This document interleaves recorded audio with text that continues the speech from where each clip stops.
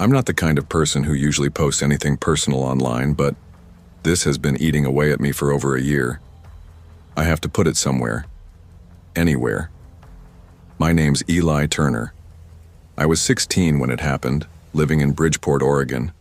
It's a small, quiet place tucked between the coast and the woods where nothing ever really happens, unless you count the annual town fair. That year, the fair landed on the first weekend of August. Same as every summer, it rolled in with rusted rides, overpriced cotton candy, and that strange mix of excitement and slow decay that somehow clings to everything. I went with 3 friends, Jordan, Casey, and Lena. We weren't exactly a tight-knit group, more like the kind of friends you end up with out of proximity and boredom. We spent the afternoon drifting from stall to stall, stuffing our faces, trying to win rigged games, and making fun of the creepy clown cutouts near the funhouse. Just after sunset, we noticed a vintage-looking photo booth wedged between 2 food stalls. It had chipped red paint, tarnished brass trim, and faded lettering that read, "Memories in a Flash." It looked like something from the 60s, something you'd expect to see collecting dust in a museum, not squeezed into a modern fairground. Naturally, we couldn't resist. We crammed ourselves inside. It was a tight fit, and it smelled faintly of dust and sun-warmed plastic. We took the usual goofy shots, tongues out, peace signs, scrunched up faces. When the strip printed, the first 3 frames were exactly what we expected, us being idiots under the booth's sickly light. But then there was a 4th photo. At first we all just stared at it, confused. Same clothes, same angle, still inside the booth, but none of us remembered taking it. Our expressions were stiff, unnatural, like we'd been posed. And behind us, in the shadowed corner of the booth, stood a man. He was tall, with slicked back hair and a blank, far-off expression. His eyes weren't aimed at the camera. They were just slightly off to the left, like he was watching something outside the frame. We tried to make sense of it. Maybe it was a glitch? A prank? One of those booths rigged for scares, like a cheap haunted house gimmick? But it didn't feel like a joke.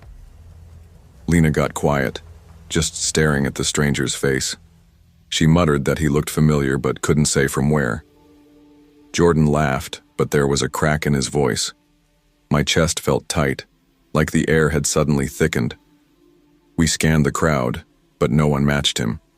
The vendor, a bearded man with mirrored sunglasses, was sitting behind the booth's control box. When we showed him the photo, he barely glanced at it before shrugging. "Not possible," he said.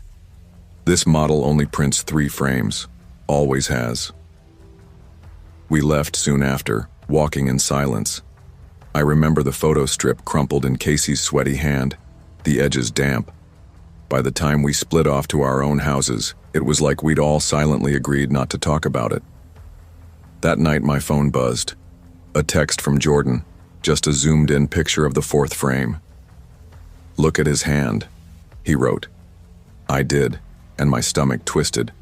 The man's hand wasn't resting naturally.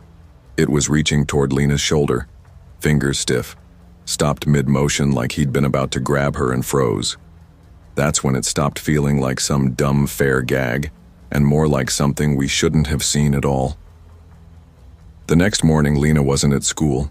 No texts, no posts. Her mom thought she'd stayed at Casey's. Casey thought she'd gone home early. Jordan and I told ourselves not to panic, but by lunch teachers were whispering, and a police officer had come to speak with the principal. By the time school let out, cops were already at the fairgrounds talking to vendors. Casey told them about the photo. She brought it the next day, creased but still clear enough to see that 4th frame. The officer taking her statement looked skeptical, until he asked where we'd taken it. Casey pointed straight at the booth.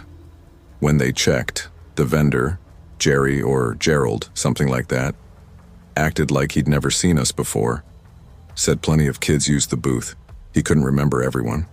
But when the cop asked about a 4th frame, he bristled. "That machine's been in my family since '72, he said, voice sharp. "It's mechanical. Analog. There is no 4th frame." He even opened the back of the booth to prove it, rolled the film forward so we could see for ourselves. Sure enough, it was a classic 3-frame setup. No hidden mechanisms, no digital inserts, nothing fancy. I remember watching the officer's face shift. He looked like he couldn't decide whether we were playing some elaborate prank or if Jerry was holding something back. The air felt heavier, like everyone sensed something was wrong, but no one knew the next move. By the weekend, the booth was gone. Just gone. That entire row of vendors was still there. Funnel cakes, corn dogs, racks of cheap sunglasses. But the spot where the booth had been was empty. No tire tracks, no tarp, not even a dent in the grass. Jordan and I went back on Saturday afternoon hoping to see it again. But it was like it had never been there. When we asked around, people just shrugged or stared at us blankly. One older guy even said, "Photo booth? Haven't seen one of those here in years." That didn't make sense. We'd used it less than a week ago. We still had the photo strip, but when we tried to show it, the last frame looked different. Darker, almost overexposed. You could still make out our shapes, but the man's face had blurred, like it was melting into the shadows. After Lena disappeared, things spiraled fast. Her face was everywhere, on flyers taped to stop signs on the school bulletin board, even zip-tied to the fairground fence. But there were no leads, no witnesses. No one had seen her leave. Her phone went dark the same night she vanished. The police kept coming back to us, asking about the last time we saw her, what she said, how she was acting. We told them everything, the booth, the fourth photo, the man. But the more we insisted, the more they looked at us like we were making it up, Detective Barlow especially. He had this way of pausing before writing anything down, like he was weighing whether it was worth the ink. Then, a few days later, it happened again. Jordan was gone. The night before, he texted me saying he couldn't sleep, that every time he closed his eyes he saw the man's face. He said he kept dreaming about being trapped in the booth, the door jammed shut, the flash going off again and again. I told him it was stress, maybe guilt. He didn't answer. The next morning his mom said he'd left early for school, but he never showed, just gone. I brought the photo back to the police. This time I noticed something I hadn't before. In the fourth frame, Jordan looked different. His expression wasn't just stiff, it was scared.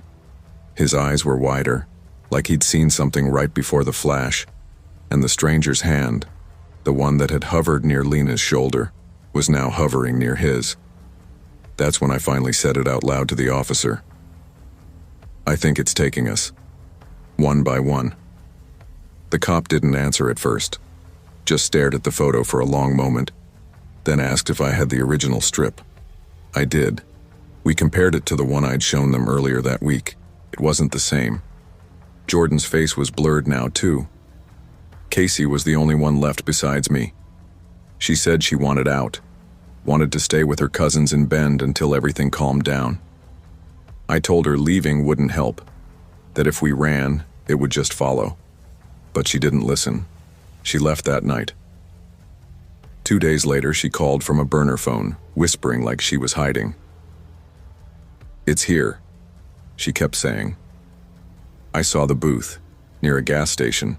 Same red paint, same lettering, but it wasn't plugged in, not even close to a power source.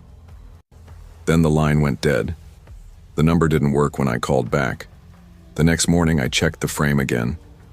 Casey's smile looked wrong. Crooked, her body angled slightly away from us like she was already starting to slip out of the picture. After she vanished, I stopped sleeping properly. I kept the photo strip in a taped envelope, locked in a drawer, but I could still feel it there. Like it was humming, or watching. Every night I swore I heard the faint click of a shutter somewhere in my room. No flash, just the sound. The fear wasn't loud, it was quiet, patient, always in the corner of my vision. I started to wonder if it wasn't the booth doing this. Maybe it was the photo itself, a trap, a curse. Whatever it wasn't finished.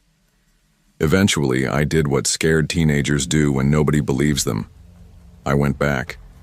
It was stupid, I know that now. But I thought if I could see the booth again, maybe I could stop it. The fair was long gone. The lot was empty. Trampled grass, scraps of trash swirling in the wind. But the booth was there, same spot. No lights, no vendor, just waiting. I don't know what I planned, burn it, smash it, bargain with it, but I stepped inside, closed the curtain, sat down. Nothing happened at first. Then, click, first frame, second frame. I didn't move, didn't smile. On the third flash, I felt a cold breath crawl down my spine. I turned, no one there. Fourth frame. I caught the faint reflection of the man's eyes in the booth's glass. I bolted, strip in hand, and didn't look back until I was home. In the first 3 frames, I was alone.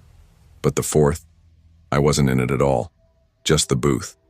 Empty. And the man, standing dead center, staring straight into the camera. The next day, I gave the police everything, photo, story, all of it. I don't know what changed, but that week, they reopened a cold case from 1985.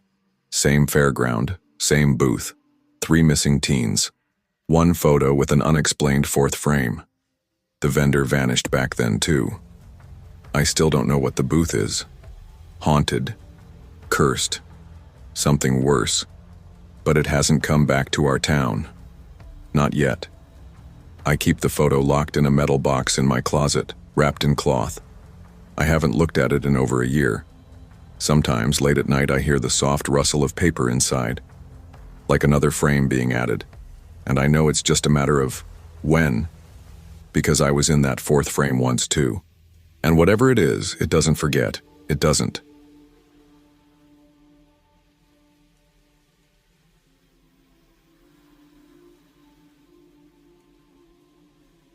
Not sure if this is the right place to post, but I've been reading stories here for years. And after what happened to me and my wife last spring, I figured it was time to share. My name's Josh, I'm 33, and my wife Emily is 29. We'd just bought our first home together in rural Ohio, a beat-up old duplex on the edge of a dying little town called Mercer Hollow. The kind of place where people still waved from their porches but didn't quite make eye contact. The kind of place with more for sale signs than neighbors. We found the duplex on a foreclosure listing. It was dirt cheap, a fixer-upper sure, but we thought we were getting a deal.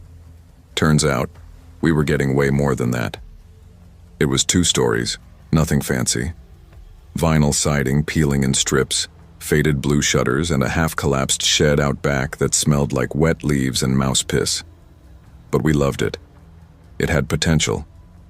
Hardwood floors hidden under grime, clawfoot tubs, wide porches. Emily wanted to paint murals in the guest room. Me? I just wanted to make coffee in the mornings without hearing upstairs neighbors stomping around. The basement was a bonus for storage, though when we first moved in there was 1 locked door down there. We figured it was for plumbing access or a utility panel and didn't think much of it. We knew the previous owner had died, an old guy named Kenneth Doyle. No family, no obituary. One of those people who just quietly fade into the background of a town. The realtor didn't say much beyond that, only that the place had been sitting vacant for a while. While cleaning the attic, we found stacks of yellowed newspapers dated between 2006 and 2012, and a single Polaroid of a young girl. Cassie was written on the back in shaky handwriting. It creeped us out, but we chalked it up to leftover junk. We were focused on the future, not the past. It wasn't until our second week there that we finally got the basement door open. I'd tried every key we had and gave up. One afternoon, frustrated, I grabbed a crowbar.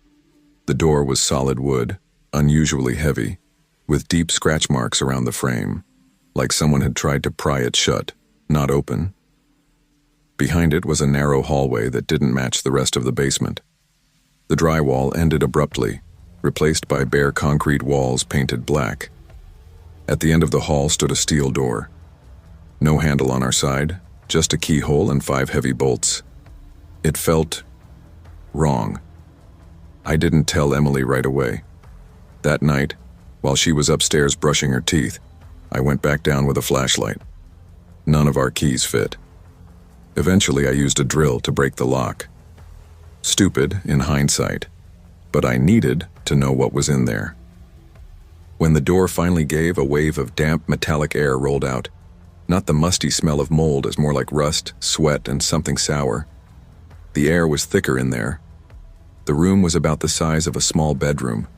No windows, no light fixture, just concrete walls, an old stained mattress in the corner, and a heavy-duty shelf bolted to the wall.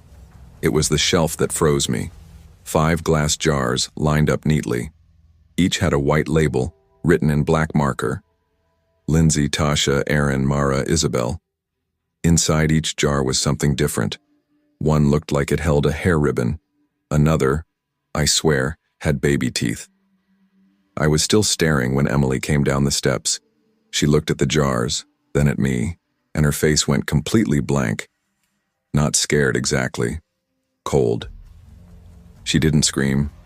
She didn't cry. She just whispered, "Josh, this room isn't on the blueprint." We called the police that night. I didn't want to. It felt like trespassing on something old and ugly that should have stayed buried. But Emily insisted. The deputy who showed up barely looked old enough to shave. But when he saw the jars, his hand went straight to his radio. Backup arrived fast. They taped off the basement, brought in a forensic team, and took everything. We spent 3 nights in a motel while they processed the scene. When we were finally allowed back, one of the detectives, a woman named Riley, pulled us aside. She told us one of the names matched a missing person case from 2008, a girl named Mara Elliott. Last seen walking home from school, 2 towns over.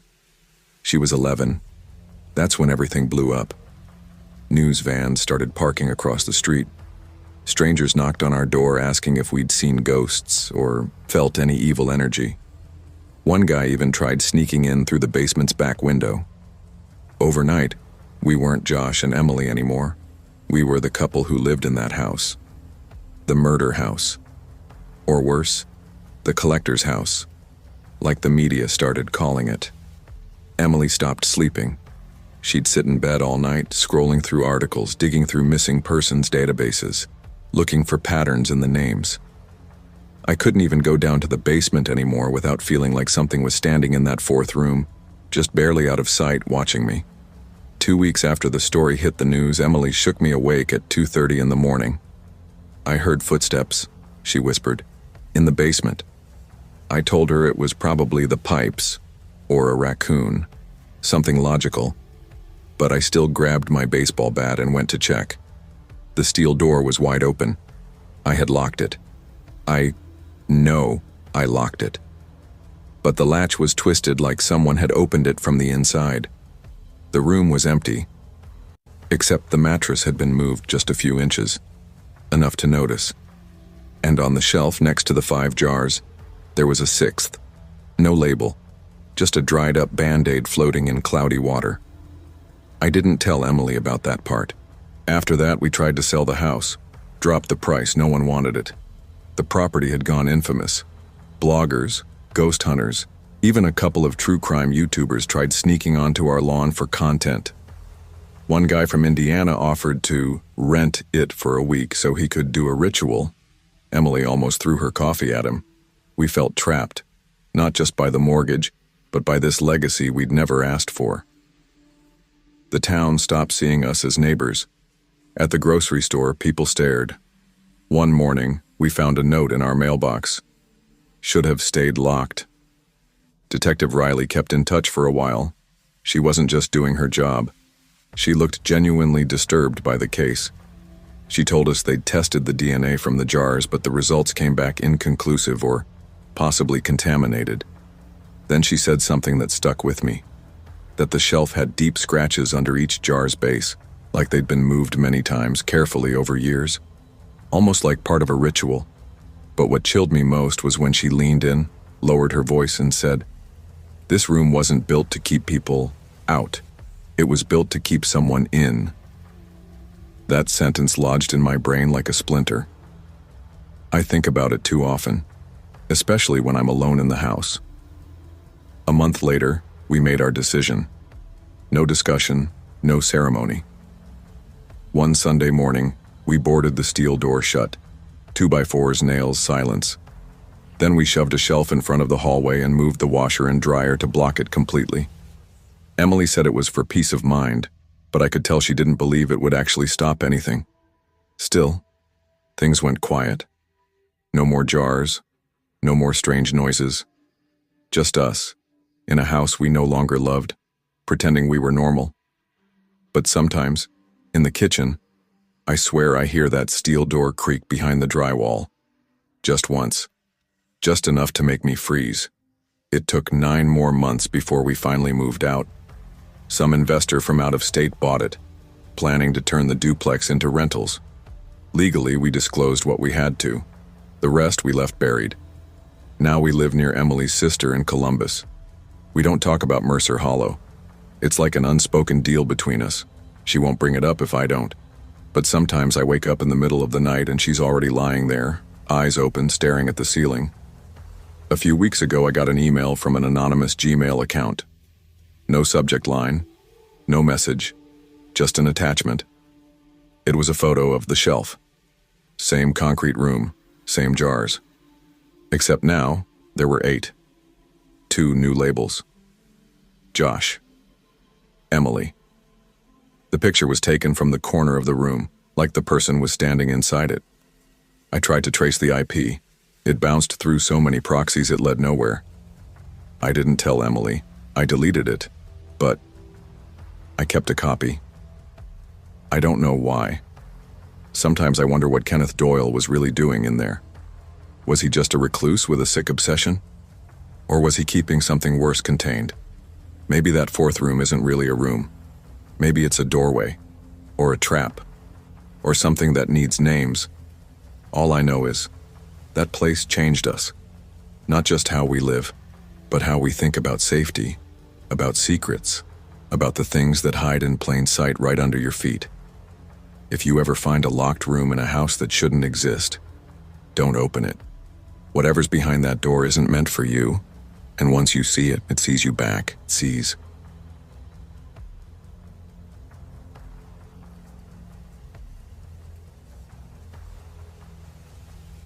I used to drive the night route for the county transit here in Caldwell, North Carolina.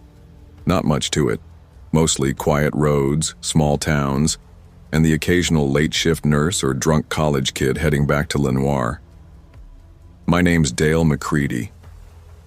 Back in 2016, I'd been with the transit authority for almost 9 years.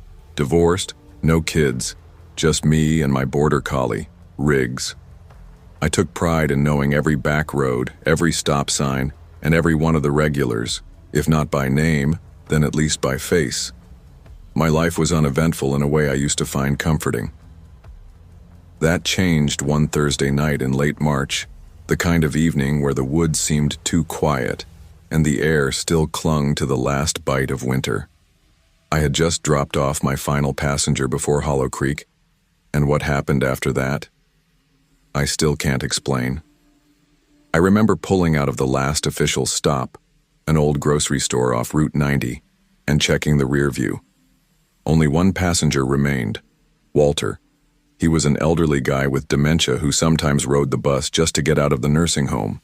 Usually a nurse came with him, but that night he was alone. He sat 2 rows back, mumbling under his breath. I couldn't catch a word of it. When he rang for a stop on Hollow Creek Road, I almost ignored it. Nobody gets off there anymore. That stretch isn't even on the route. It used to lead to hunting cabins, but those have been abandoned for years. Still, I slowed to a stop just in case. The woods there are so dense that the bus headlights barely reach past the first row of trees. Walter didn't move at first, then stood and shuffled up the aisle, his feet dragging like something heavy was pulling at his ankles. "You sure this is your stop, Walter?" I asked, watching him in the rear view. He didn't answer. He just stepped off the bus, turned toward the tree line, and as I reached for the door controls, I swear I heard him mutter. They came from the trees. Something about the way he said it made my stomach knot. I didn't even know what it meant, but the words stuck in my head like a splinter. He disappeared into the dark without looking back. I waited a minute or two, half expecting him to return, maybe realizing it wasn't where he meant to get off. But he never came back. He was just gone. I called it in to dispatch, told them I'd be making a quick U-turn since Hollow Creek doesn't loop back to the main road. That's when the radio cut out. No static, nothing. Just dead silence, like the whole system had been unplugged. The dashboard lights began flickering, the engine making a faint clicking noise even though it was still running.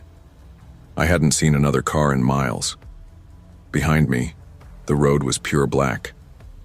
I glanced at the side mirror. My taillights were reflecting off something between the trees. Something tall. It wasn't there a second ago. I couldn't make out the details, but the shape was narrow, upright, and too still to be a person. For a moment I thought it might be a tree stump or my eyes playing tricks, but then it moved. Not a walk, more like a slow, fluid tilt, as if it was adjusting its weight. Then it froze again. That was enough for me. I threw the bus into reverse, cranked the wheel in a tight three-point turn and floored it back toward the main road. As the bus pivoted, I heard it. Something scraping the metal. Not an animal, not a branch. It sounded like long fingers dragging slowly down the side. I didn't stop. I drove for nearly 10 minutes without seeing another car. When the radio finally came back, it wasn't dispatch. It was a faint crackle, almost like someone whispering on the other end. "Dispatch, you copy?" I said into the mic. No answer. Just the whispering. I kept my eyes locked on the road, but the feeling stayed with me. That crawling, heavy sensation you get when you know you're being followed. Even with no headlights in the mirror, I couldn't shake it. The whole drive back to the garage, I couldn't stop checking my mirrors. Every time I glanced up, I caught movement at the edge of the tree line. Fast, low to the ground, darting between shadows. It wasn't just once or twice. It was every single time I looked. When I finally pulled into the depot, the lot was empty. That was strange. Steve or Marcy was almost always there for the overnight checks. I parked the bus, grabbed my logbook and headed to the break room. It was silent. Too silent. The wall clocks were blinking, like there'd been a power outage. I sat down, trying to steady my breathing. My hands wouldn't stop shaking. I wrote a quick note to report what happened with Walter, locked everything up, and left.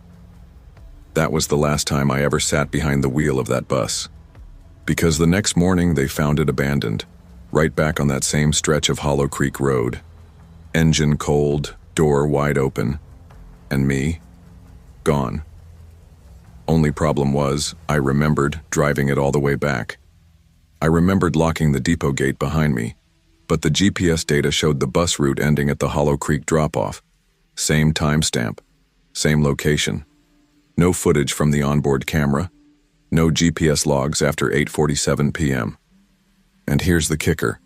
Walter was found the next morning sitting in a diner 20 miles away, barefoot, covered in pine needles, mumbling the same phrase over and over to the waitress. They came from the trees. They came from the trees. His shoes were never found. The investigation went nowhere.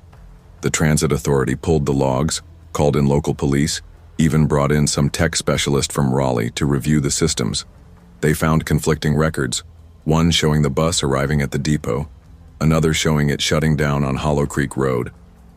No fingerprints except mine and Walter's. No tire tracks leaving the pavement. No sign of forced entry.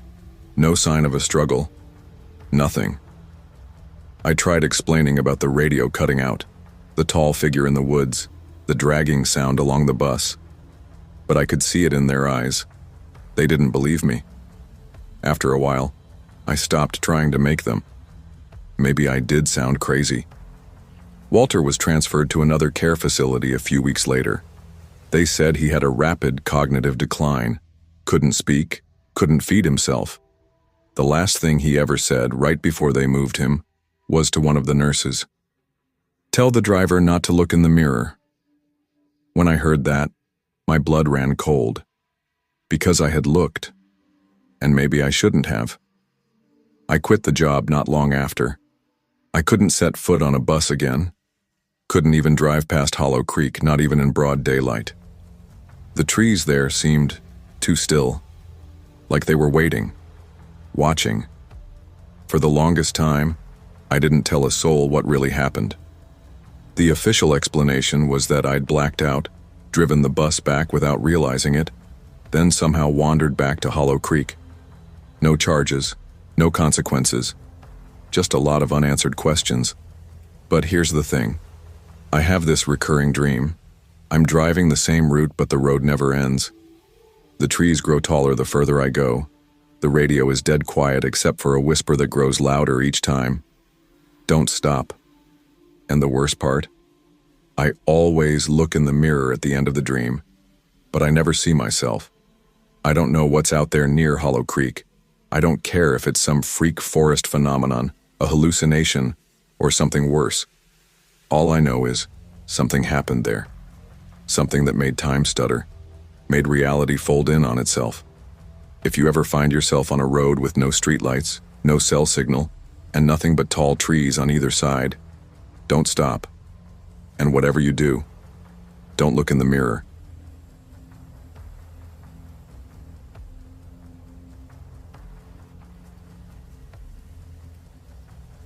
I don't usually talk about this. It's the kind of story that makes people either stare at you like you've lost your mind or try to come up with some tidy explanation that sounds comforting, but falls apart the second you think about it. My name's Mallory Grant. I was living in Nashville when it happened, piecing together freelance gigs, juggling late invoices, just trying to scrape enough together for rent. My older sister Paige had moved back to our hometown in West Virginia a few months earlier. We weren't the type to talk every single day, but we were close, closer than most siblings, especially after our mom died. Paige always seemed to know when to check in. And then one day, she just didn't. It was late July, the kind of heat that sticks to you like syrup.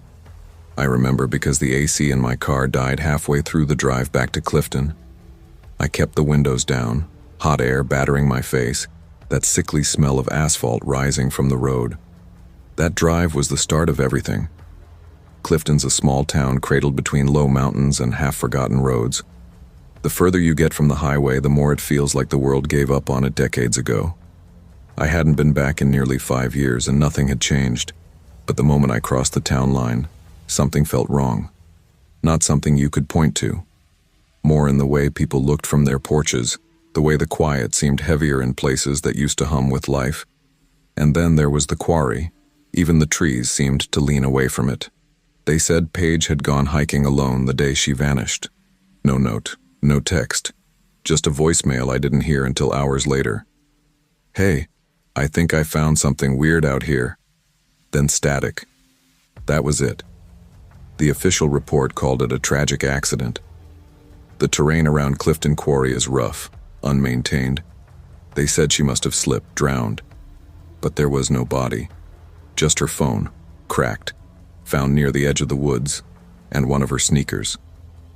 I remember holding that shoe in the sheriff's station, staring at it like it could explain something. The cops kept talking about closure, like saying it enough times would make me feel it. I stayed in Clifton that week. I asked around. Old friends, teachers, even the man who used to run the gas station. Every single one of them said the same thing. Paige shouldn't have been up there. Not one person would tell me why. Only one woman, Mrs. Dorsey, she used to bake pies for the church, looked like she wanted to say more. She took my hand, her eyes glassy, and whispered, "Just let her rest now." Then she crossed herself and walked away, like we were standing at a grave. But Paige didn't have a grave. I could feel it, like some invisible thread between us was still there, still pulling. I didn't go back to Nashville. I rented a short-term room above the old post office. It smelled like dust and mothballs, but it was cheap and close to the quarry. Every day I drove to the edge of the woods where they said Paige had walked. The trail wasn't marked anymore. Overgrown, like the forest had been trying to swallow it whole. I brought a flashlight, a journal, water, and my phone with that voicemail saved on it. I'd listen to it out there in the same spot, hoping I might hear something new. The static always started in the exact same place along the trail. A few days in, I found something. Not Paige, but something. It was a photograph wedged deep into a crack in a boulder near the eastern ridge of the quarry. The edges had curled, the faces were sun-bleached almost white. 4 people smiling stiffly in front of the same cliff where they said my sister disappeared. I didn't know them. On the back, in faded ink, someone had written 1993, and below it, barely legible, "Don't come back."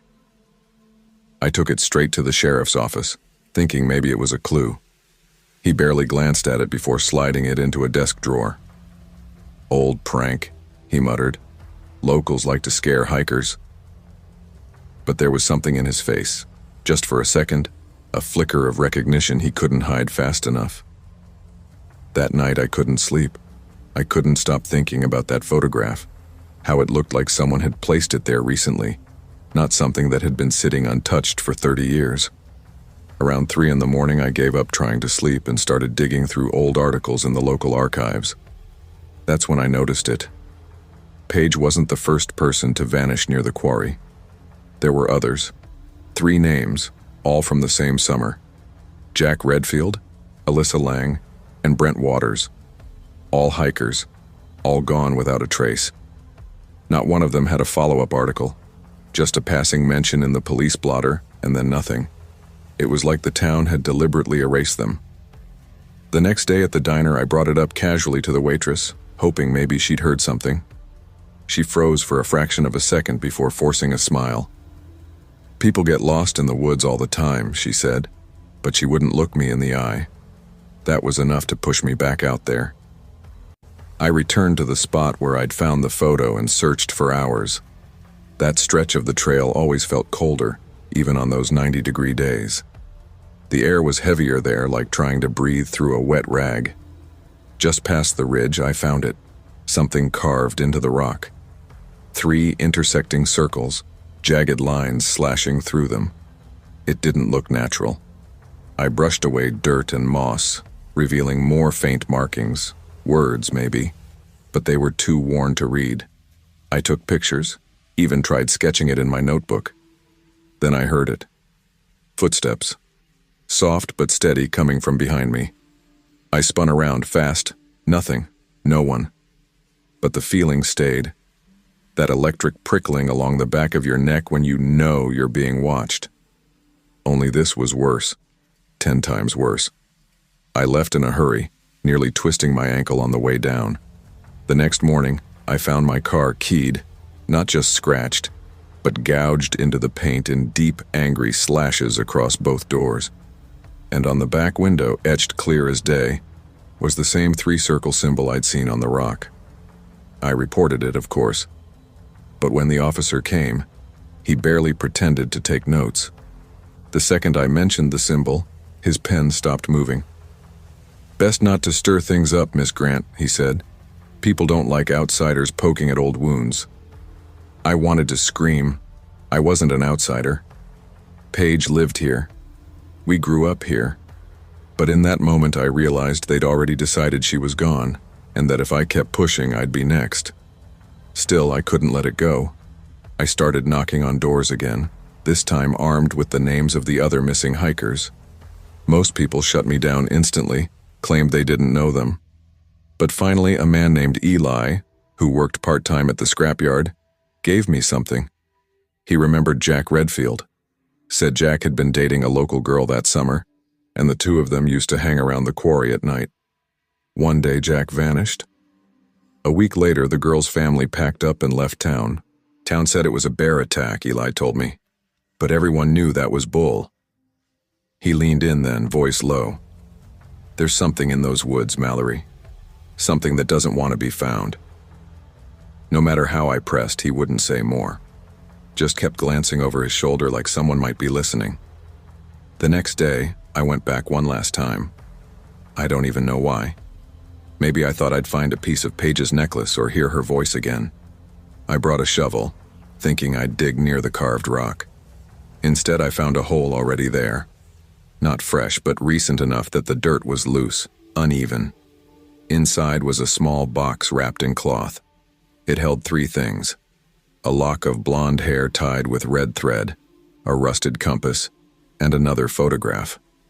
This one had Paige in it. She was standing in front of the quarry, looking off to the side like someone had called her name just as the picture was taken. On the back, in the same handwriting as before, "She saw too much." That's when I ran. I didn't look back. I left Clifton the next morning, packed my things, and drove straight through the night back to Nashville. I didn't tell anyone.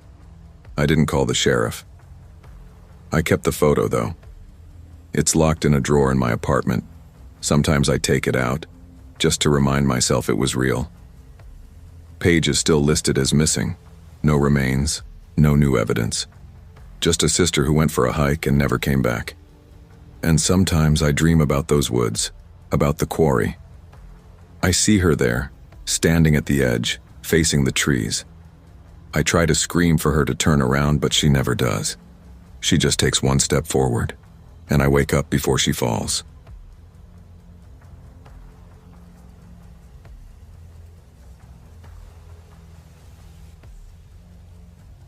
I'm Sarah Whitman, and I've lived in Pine Hollow, Alabama my whole life. It's the kind of town where everybody knows everybody, and the loudest sound on a weekday morning is the hum of lawnmowers or the gentle clink of coffee cups down at Ruby's Diner. I've been teaching 9th grade English at Pine Hollow High for 11 years. Nothing glamorous, just literature, grammar, and the occasional pep talk to a kid convinced he's not smart enough. I rent a modest house 3 blocks from the school, drive a beat-up '99 Toyota Corolla, and own a cat named Milo, who only decides I'm worth his time when he's hungry. My life's always been slow, predictable, quiet. At least it was, until that morning. It was late March, still chilly enough that you needed a jacket before the sun warmed the pavement. I pulled into the school lot at 6:45 a.m., coffee in hand, ready to prep for first period. Everything seemed normal, but the front office was different. Too quiet. Brenda, the secretary, usually chirpy and just a little too nosy, sat pale-faced behind her desk, tapping her fingers against a file folder without looking up. "Did you hear?" she asked in a low voice, like she was afraid of someone overhearing. "Hear what?" "Mr. Barlow died last night." I blinked. "Wait, Ray? The janitor?" She nodded, eyes glistening. I didn't know what to say. Ray Barlow had been at the school longer than I'd been alive. A quiet, wiry man who always wore a green utility jumpsuit at least 2 sizes too big. I used to joke that he'd been there since the bricks were laid. Brenda said it was a heart attack. He'd passed away in his little break room behind the gym sometime overnight. The principal found him when he didn't clock in. They'd already called his next of kin, already sent someone to clear out his things. It felt strange, how fast life moved on. I taught my classes, collected essays on To Kill a Mockingbird, and sat through a faculty meeting that dragged longer than the school day itself. By 4 p.m., I was in the teacher's lounge grading papers when I noticed a small cardboard box sitting on the table. A sticky note on it read, "Barlow's stuff." Someone must have dumped out his locker. Curious, I slid it toward me. Mostly junk, old pens, keys, 2 crushed packs of Marlboros, a rusty thermos that smelled faintly of soup. Then I found a small black spiral notebook, the cheap kind you can buy in bulk at Walmart. I almost left it, but something made me flip it open. Inside were pages and pages of names. Each name was written in neat, block capital letters, 1 per line. Most had dates beside them, sometimes single words. Accident, gone, lost. I didn't recognize most of the names until I turned to a page in the middle. My name, Sarah Whitman. Beside it, in all caps, 1 word, next. I froze. My breath caught in my throat. Maybe it was another Sarah Whitman, but no. There was no hesitation in the writing, no smudge or correction. My eyes darted to the names above mine. Travis Holman, Denise Kerr, Miles Bradley. Each had dates and vague words beside them. Denise, I remembered, died in a car crash on Highway 12 2 years ago. Travis? Slipped off his roof cleaning gutters. Miles. I vaguely recalled something about him disappearing on a hunting trip. The pattern formed in my head like a bad math problem I didn't want to solve. This wasn't random.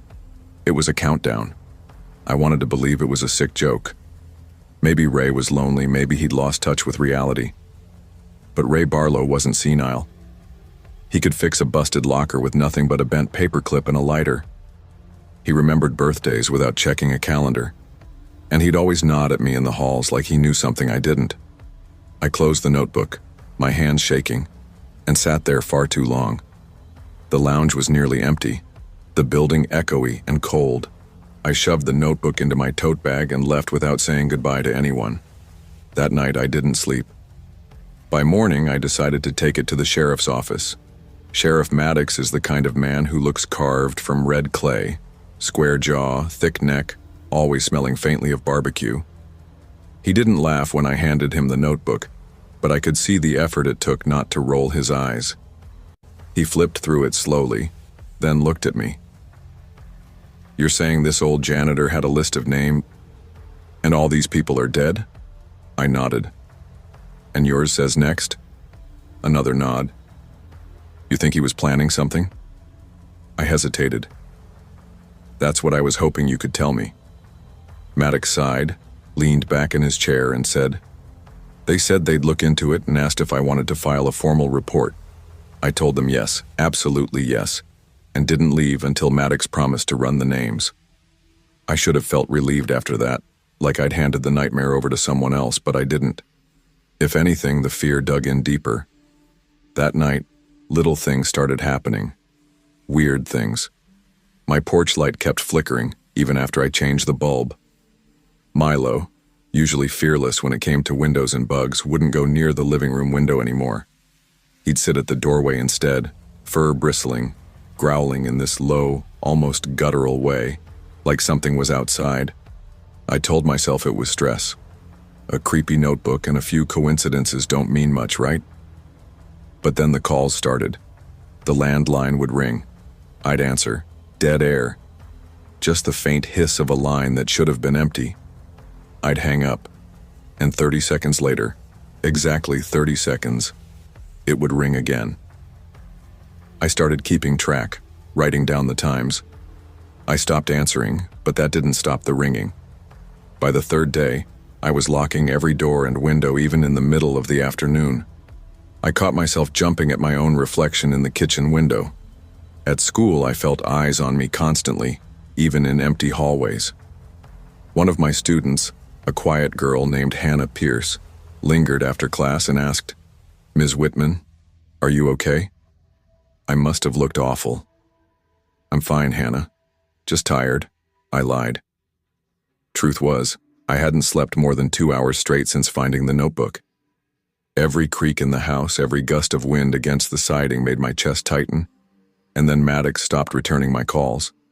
When I went back to the station, a deputy told me he was out sick. Someone would be in touch. No one ever was. It felt like the whole town had slowed down around me, moving with this quiet, deliberate rhythm, like it knew something I didn't. That Friday, I came home to find my front door slightly ajar. I knew I'd locked it. I always check twice, it's a habit. I didn't go inside. I backed away, heart pounding so hard I could hear it in my ears, and called the police from my car. When they arrived, they did a quick sweep and said nothing looked disturbed. But I knew something was missing. The notebook. I'd hidden it in my bedroom closet inside an old boot box under a pile of winter coats. It was gone. I asked the officers if they'd taken it, thinking maybe Maddox had finally decided to take me seriously. But they looked confused. One of them actually chuckled and said, maybe the ghost of Barlow came back for it. I felt my stomach twist.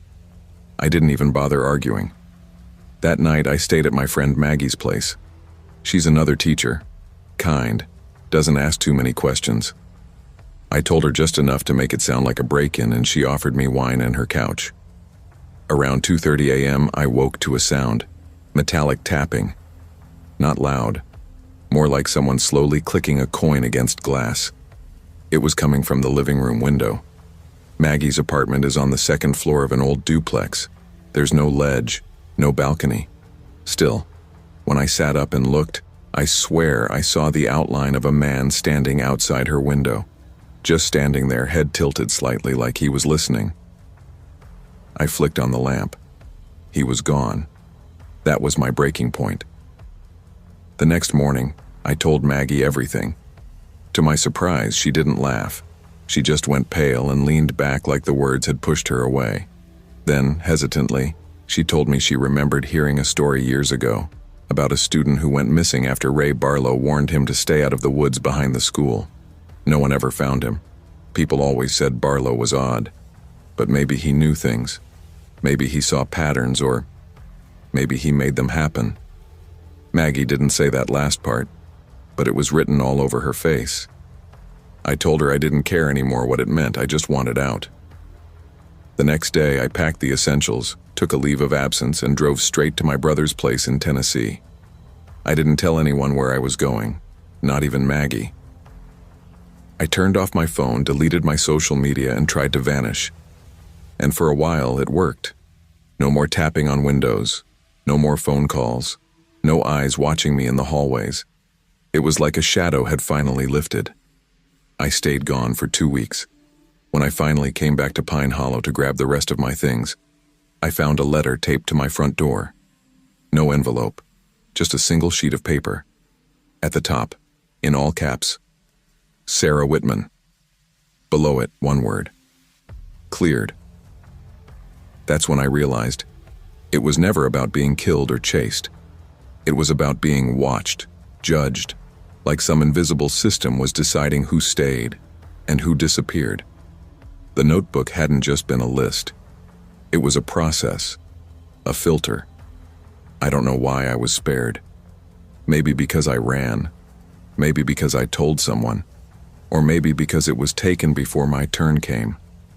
I don't have answers, just scars no one can see, and a fear that never really leaves. I don't teach in Pine Hollow anymore. I moved to a new district, a new town, new apartment. But sometimes, late at night, I swear I hear that slow, deliberate tapping on my window again.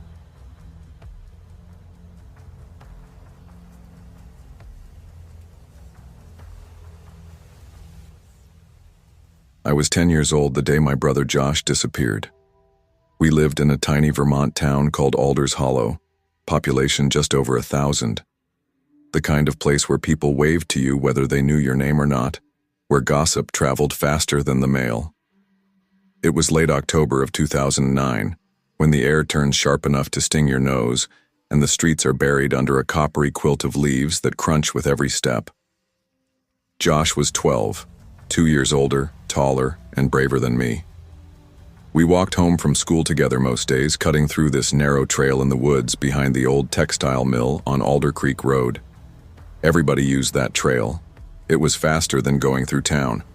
To us kids, it had just enough creepiness to make it feel like an adventure. The mill itself was an ancient skeleton of a building, abandoned longer than I'd been alive. Its roof sagged in places, windows shattered into jagged black mouths. One whole side leaned like it might topple with the next heavy snowstorm. People said it had shut down in the 70s after some kind of accident, but no one ever gave details. No fences, no keep out signs, just a rotting hulk smothered in ivy, its rusted pipes groaning in the wind. Josh used to joke that the mill looked like a giant monster with its mouth half open. Every day we'd dare each other to peek into one of the busted windows, but neither of us ever worked up the nerve. That Thursday started like any other.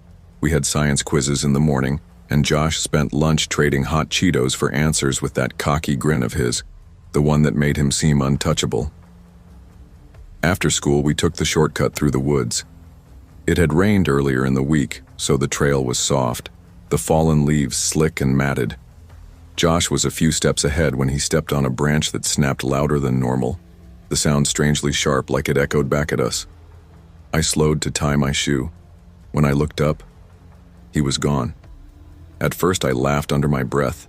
Hiding and jumping out to scare me was exactly his kind of game. "Josh," I called, waiting for him to leap out from behind a tree. Nothing.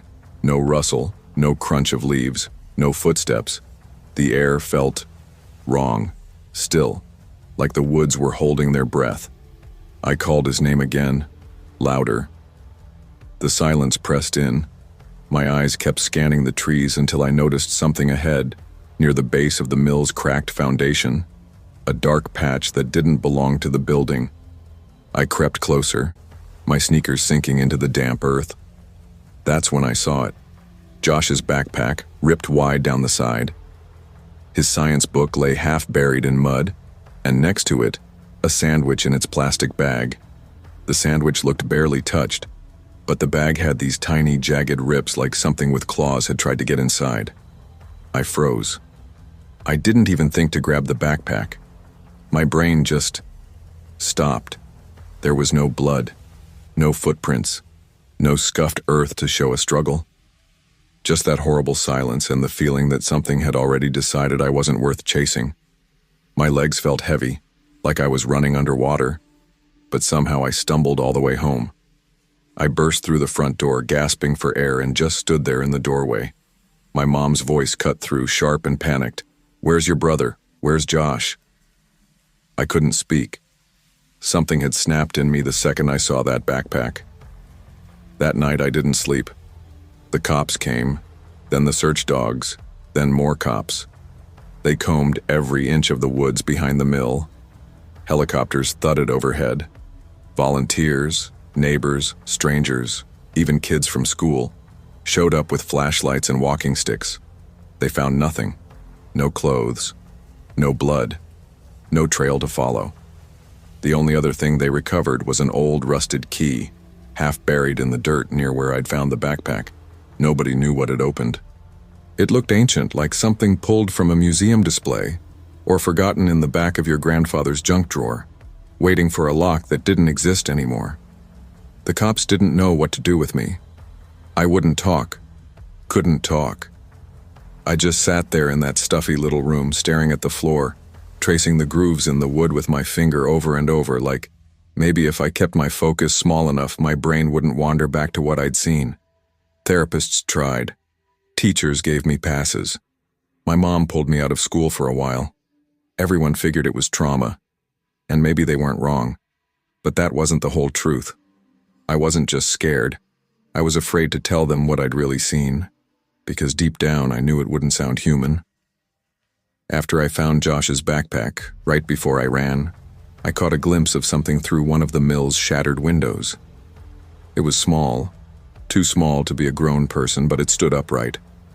Its skin looked wrong, like paper left out in the rain, thin and warped, with patches darker than others. Its eyes didn't blink.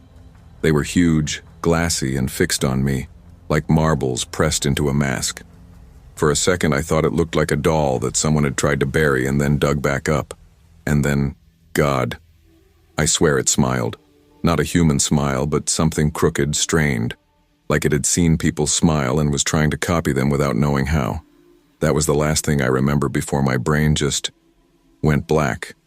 I don't know if I fainted or blocked it out, but after that day, I refused to go near the woods again. Even months later, when I finally started speaking again, I never told anyone. Not my mom, not the cops, not even the shrink they sent me to. How do you explain something like that without sounding insane? For years, I couldn't pass a window after dark without my stomach knotting up, afraid I'd see that face staring in. Eventually, my mom moved us to Montpelier to be closer to her sister. She couldn't stand Alders Hollow anymore. The empty bedroom, the way the neighbors stopped asking about Josh after the first year. But here's the thing. Josh wasn't the first kid to disappear near that mill. Not even close. Years later, when I was in high school and finally worked up the nerve to look, I found an old article about a boy named Eli Morton who vanished in 1974. Same age as Josh, same shortcut. No body, no explanation, just a single line from the sheriff that made my blood run cold. "We found a key. That's all we found." I kept digging, Over the decades, there were 5 more cases, always boys between 10 and 13, always gone without a trace, always near the mill. That's when I realized this wasn't some local ghost story parents made up to scare kids, it was real. Something was there, something that wanted kids. And I think I know why I saw it that day. It didn't want me. Not yet. I was the younger brother. I was supposed to come back. I was supposed to remember. 2 years ago I went back. I don't know why. Maybe I wanted to prove to myself that it was nothing. That the mill was just a rotting husk. It wasn't. The place had collapsed even more. One whole wall caved in. But the windows, those same busted panes, were still there, tilted at the same angle. I swear I didn't get 10 feet from the building before I heard it. A soft scraping, like nails dragging slowly across wood. I didn't stick around to see what made it. I turned and walked away fast, forcing myself not to run until I was back on the main road. I still don't know what that rusted key was for. I still don't know what that thing inside the mill really was. All I know is it took my brother and it's still there, waiting for the next kid who wanders too close. I don't care if no one believes me.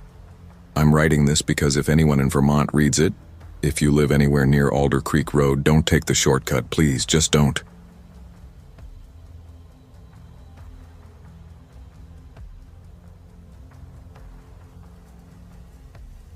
I've lived in Elridge, Kansas my whole life. It's the kind of place you can drive through in under 10 minutes without even realizing you just passed a town.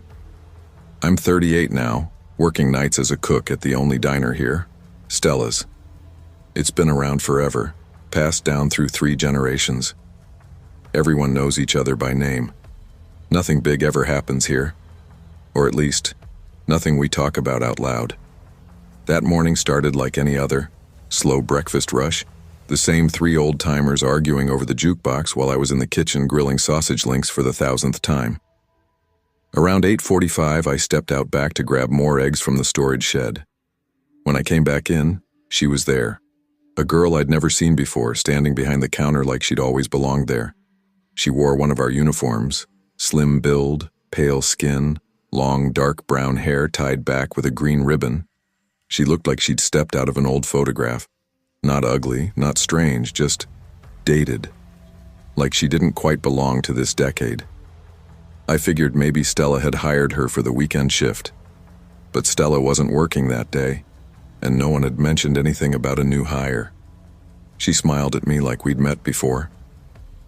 "Morning," she said softly, setting a glass tip jar down near the register. I nodded back and went about my morning, but the jar caught my eye. It wasn't the usual one with tips written in marker. This one had a strip of paper taped to the front that read, "For local families in need." Beneath it was a neat list of names written in black ink. Perfect penmanship. At first I didn't think much of it. People here have big hearts and we've had our share of hard times. But later, during the lunch shift, one of the regulars, Jim Carrion, stopped and stared at the jar. "Ain't that something?" he muttered. "I know that name, and that one too." Jim's an ex-mailman. He knows this town better than Google Maps. He leaned closer, picked the jar up, and frowned. These people, they're all dead. That made me stop flipping a burger. "You sure?" I asked, half laughing, but his face stayed dead serious. One by one, he started naming how they'd died. A house fire on Hollow Creek, a car that veered off the old quarry road, a kid who vanished and was found months later by the riverbank. And yeah, I recognized the names too. Not all at once, but once I heard them out loud, something clicked. These weren't just people who died in town. These were the deaths nobody talked about, the ones that left a shadow over the place. I walked over and picked up the jar myself. The names were written in perfect cursive, the kind they taught in schools back in the 60s. I asked the girl, because no one had introduced her by name, where she got the list. She didn't look up from refilling a coffee cup, just smiled faintly and said, "From the town registry. I wanted to make sure I honored the right people." The way she said honored didn't sound like charity. It sounded like she was talking about keeping the dead alive in memory. I pressed a little more. Which registry exactly? She shrugged, like it wasn't important. Old one I found at the library. Thing is, our library burned down 3 years ago. It's still an empty lot. By mid-afternoon, word had spread. Folks came in just to look at the jar. Some went quiet when they saw the names. Others got angry. One woman, Cheryl Barnes, pointed to a name and said, "That's my cousin. He died in 2016 car accident. Still doesn't make sense how it happened." She turned to the girl. "Why would you put his name on there?" The girl didn't hesitate. Because he needed to be remembered. When I realized I still didn't know her name, it hit me that nobody else did either. Not even Linda, our shift manager. She's been working the books for over 20 years. She pulled the employee log and found nothing. No application, no background check, no signed W-4. It was like the girl had just appeared inside the building. Linda got spooked enough to call Stella at home. I could hear her in the back office whispering into the phone like she didn't want the girl to overhear. I was standing near the kitchen door when Linda came back out. Her face was pale as drywall. She didn't say much, just walked straight over to the girl and asked where she lived. The girl smiled. That same polite, wrong-era smile that made the hairs on my arms stand up. "I don't stay in one place long," she said, calm as ever, before going right back to wiping down the counter. The whole moment felt wrong, like she wasn't thrown off by being confronted, almost like she'd been expecting it. Around closing time, things got even stranger. I stayed late to help clean. Around 9:30 I came out of the kitchen, and the jar was gone. Just gone. No trace of it. No trace of her. Her apron was draped over the back of a stool, folded too neatly, like someone had taken their time making it perfect before leaving. The next morning, Linda checked the security cameras. The footage from that entire night was corrupted, just static. In the 17 years I'd worked at Stella's, that had never happened before. And no one ever saw her again. By the following morning, the whole town was buzzing. Someone called the local paper, but they wouldn't run a story. Too sensitive, they said. A few folks asked around, thinking maybe she was related to someone in town, but nobody recognized her. Linda even took a copy of the employee schedule to the sheriff's office. Deputy McCoy flipped through the pages and said, flat out, "This girl was never hired. We don't even have her name on file anywhere." And just like that, it was like she'd never existed. No trace, no paper trail. Just a strange memory and a jar full of names no one should have known. About a week later, something else happened that stuck with me. Jim, the old mailman, came in again, but quieter this time. He said he hadn't been able to stop thinking about that list.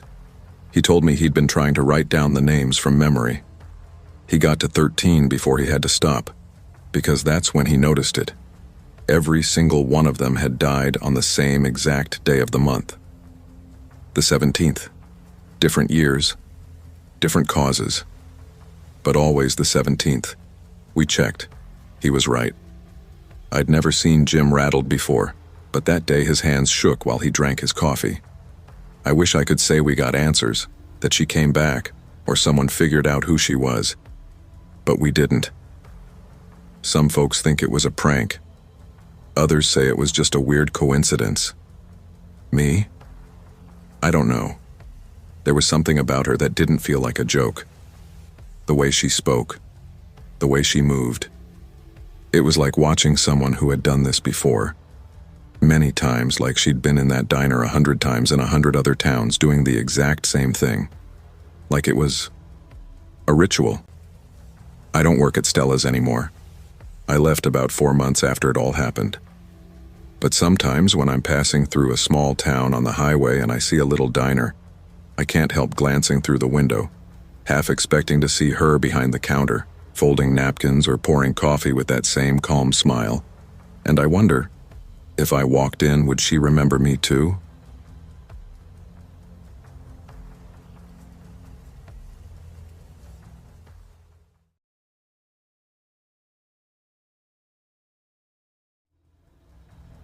After Dad died, everything in our lives folded in on itself, like one of the cardboard models I used to make as a kid. You can try to glue the corners, brace the weak spots, but sooner or later the whole thing just buckles. Mom couldn't afford the house in Henderson anymore. Within a month, we were shoving our entire lives into the back of a rented U-Haul, heading northwest to a place called Brookings, Oregon. All I knew was that it sat near the ocean and got more rain than sun. Our new home was a cramped duplex near the highway. 2 small bedrooms, floors that groaned with every step, and a heater that clicked like it was thinking about warming up before finally bothering. Mom worked constantly, day shifts cleaning offices straight into night shifts at the Redwood Motel. That left me and Jenna, my cousin, to manage everything else. She dropped out of college in California after some mix of burnout and a bad roommate situation. I didn't push for details. She came to help us, but I think she needed the change just as much.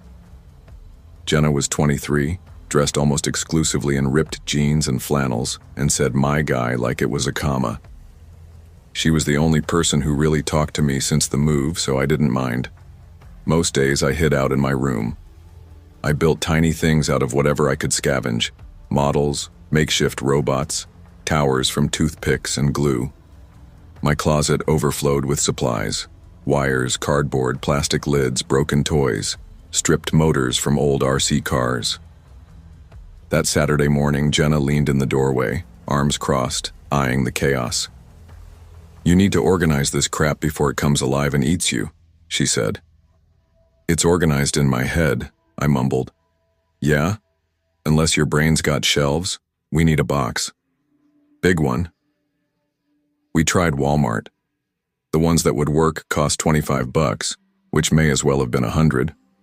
Later, Jenna sat on the couch scrolling Craigslist like she was on a stakeout. "Nope, too far, sketchy. Ooh, this guy's selling a 50-gallon tote for $5. She clicked the ad.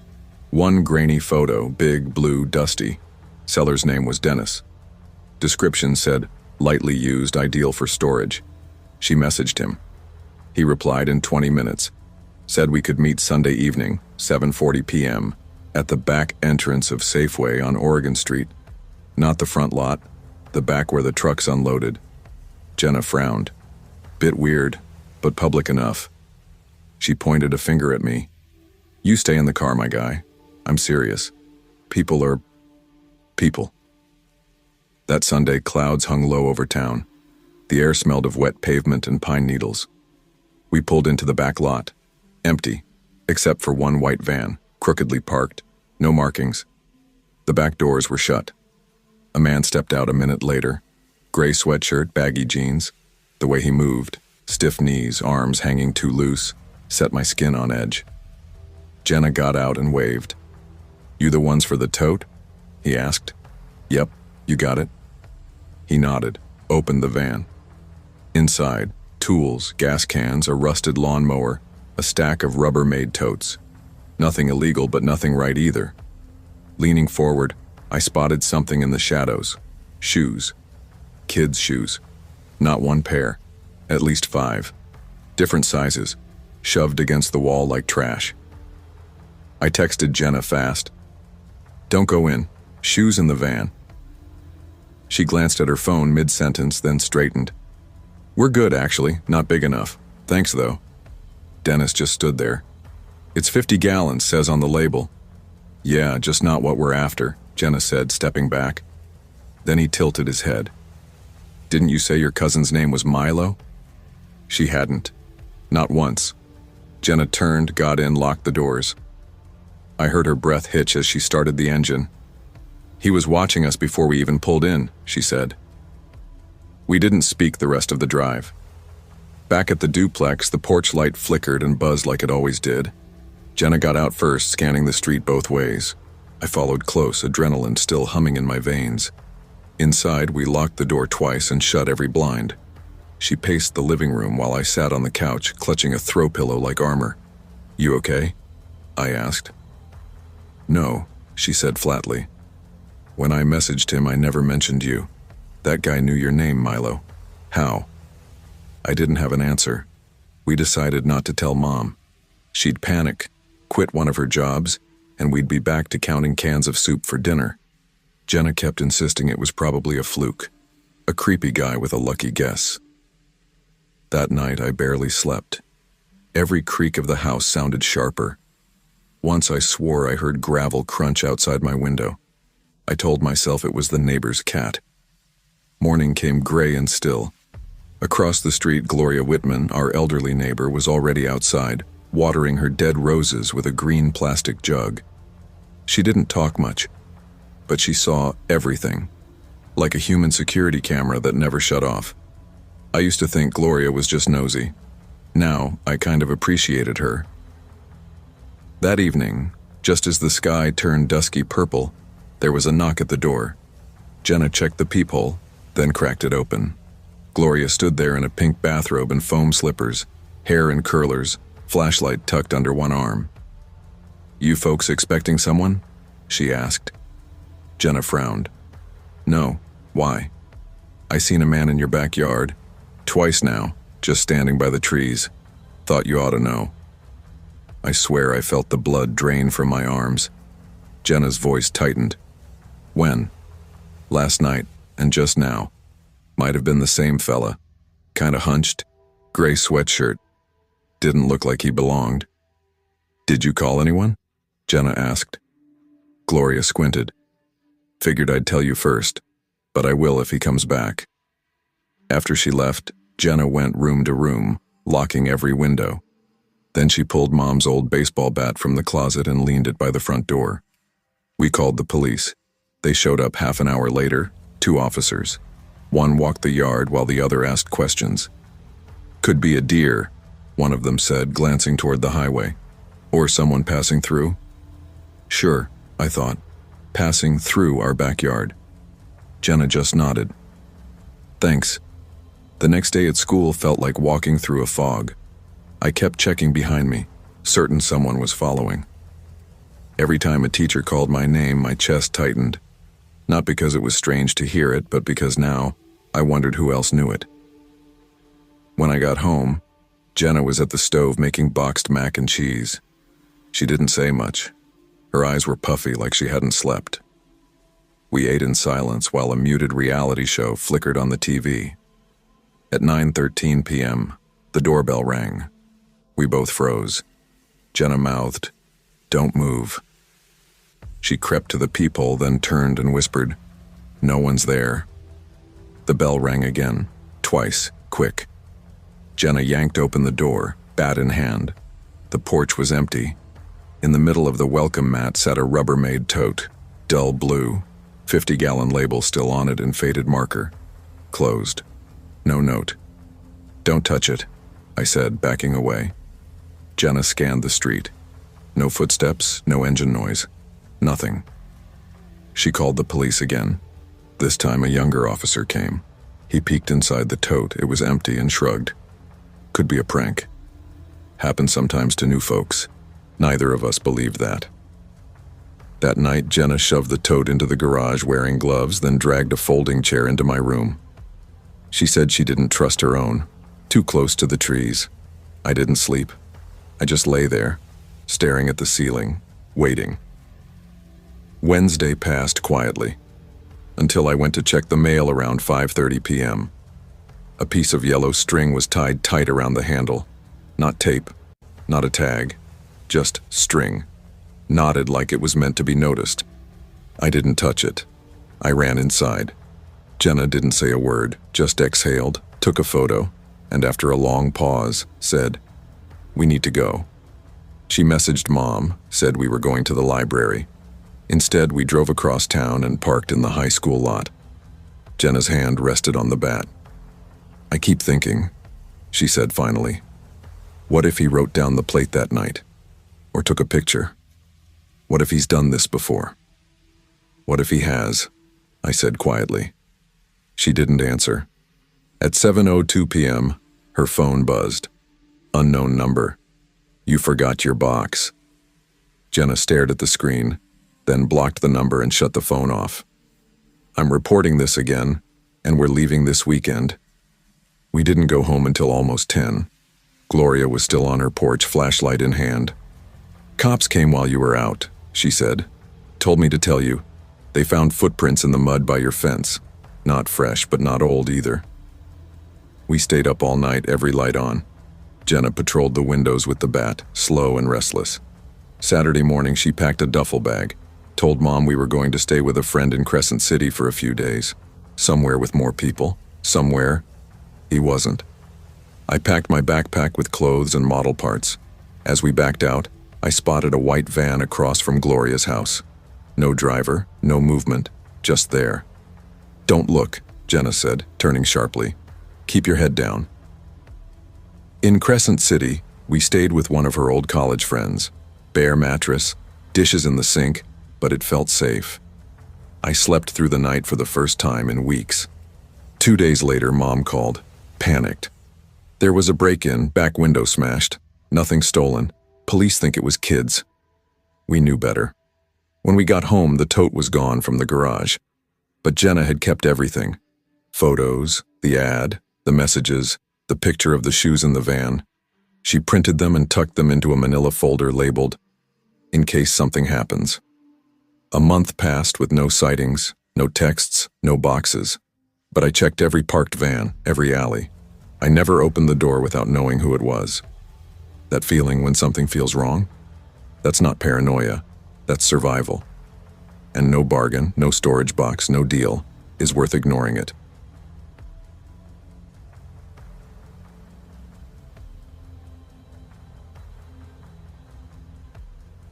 Long before I was standing in a Wendy's parking lot clutching 85 crumpled dollars in my sweaty palm, I was someone who still honestly believed life had a way of straightening itself out.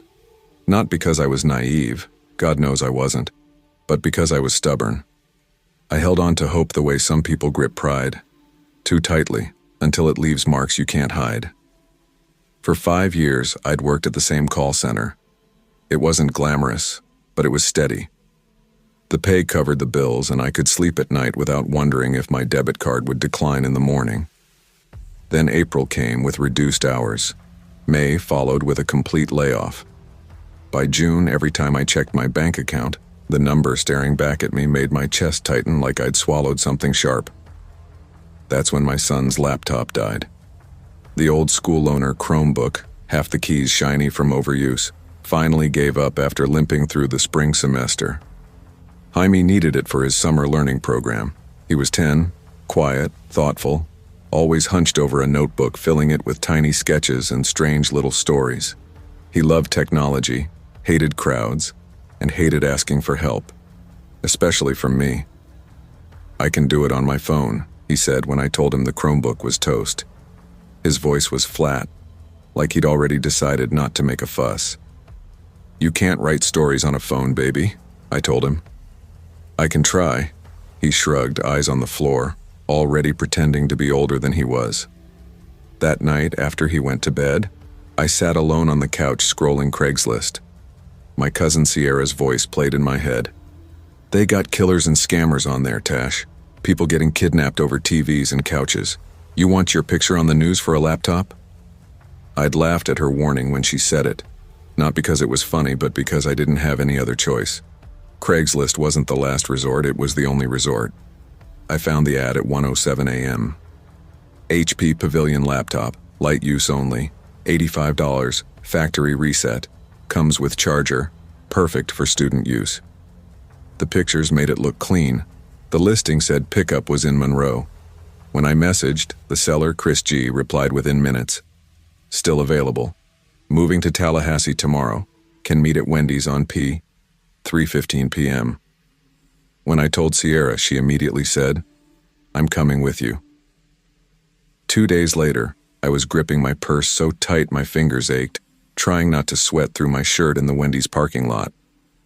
Jaime sat in the back seat, kicking his feet against the floor mat, while Sierra scanned the lot with the kind of side-eye that could peel paint. The guy pulled up right on time in a dusty gray Nissan with tinted windows. He stepped out in a red t-shirt and jeans, shaved head, sunglasses on like he was still hiding from someone. "Y'all here for the pavilion?" he asked, holding a black laptop sleeve like it was nothing important. "That's us," I said, keeping my tone calm but firm. Sierra stayed silent, leaning against the passenger door with her arms crossed, her gaze locked on him. Jaime stared through the window, studying Chris's face like he was trying to run it through some kind of mental background check. Chris opened the sleeve, pulled out the laptop, black, thin, unremarkable, but not suspicious. He powered it on. The screen lit with the Windows logo. Battery said 93%. Used it for online classes during COVID, he said. Factory reset last week. Just need the cash. Moving out tonight. You got the charger? I asked. Without hesitation, he handed it over. Standard plug. Not frayed, not sketchy. He even plugged it into his car's inverter to show it charging.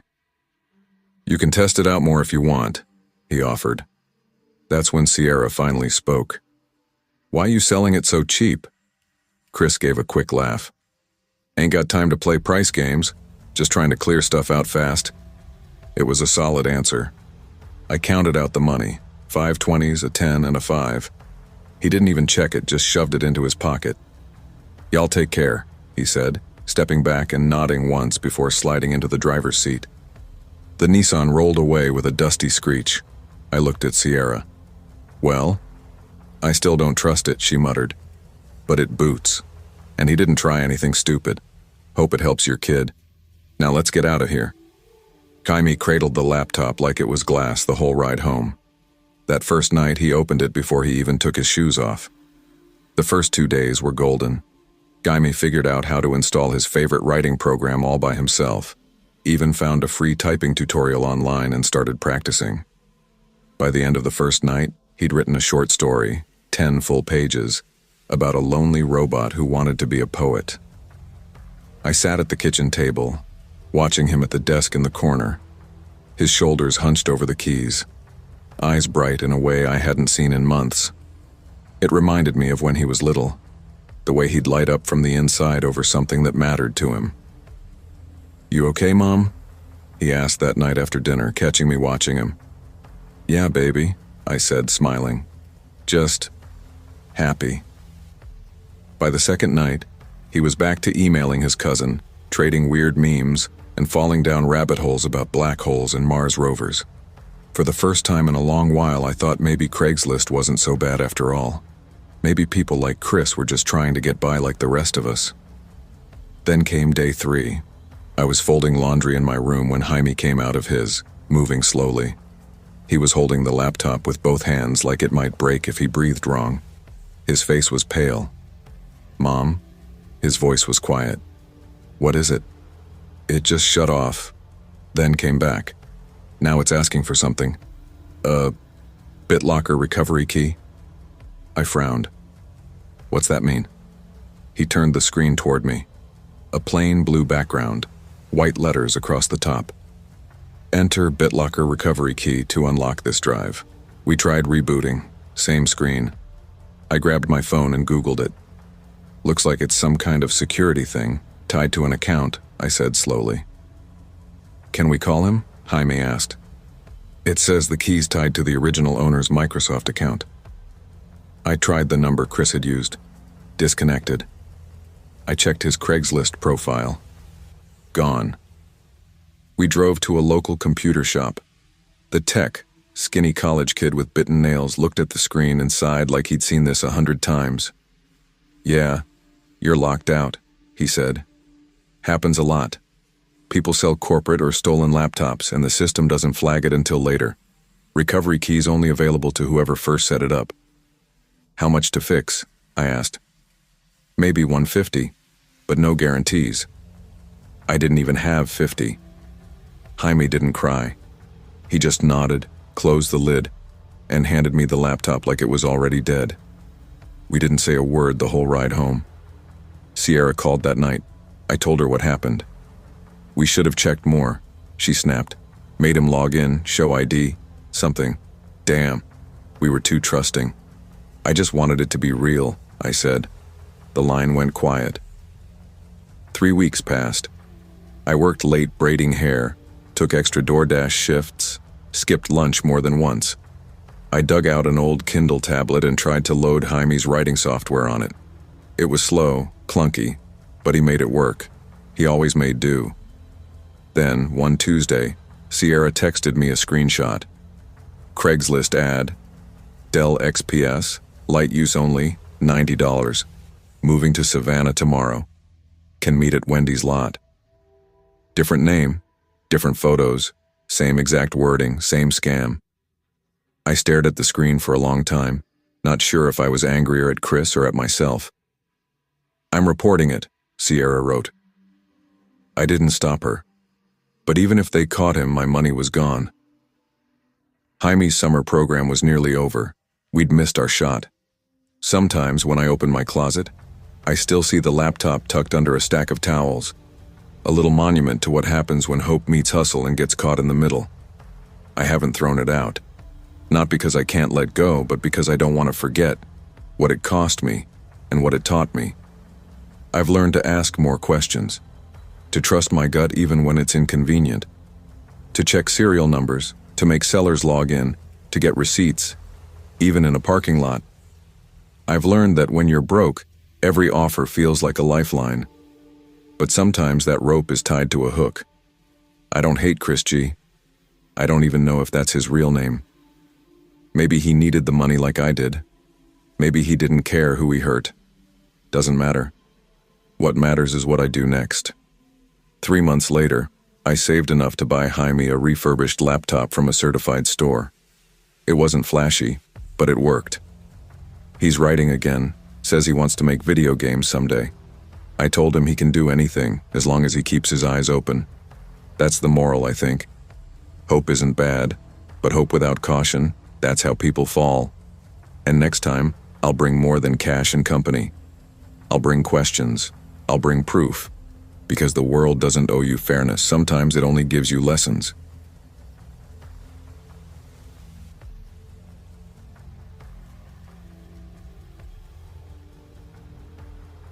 I'd always been drawn to things with history. Frames with chipped gilt corners, hand-painted teacups, anything that felt like it had been loved enough to survive. My grandmother used to say, anything that lasts a lifetime carries a bit of a soul. I never knew if she meant it literally.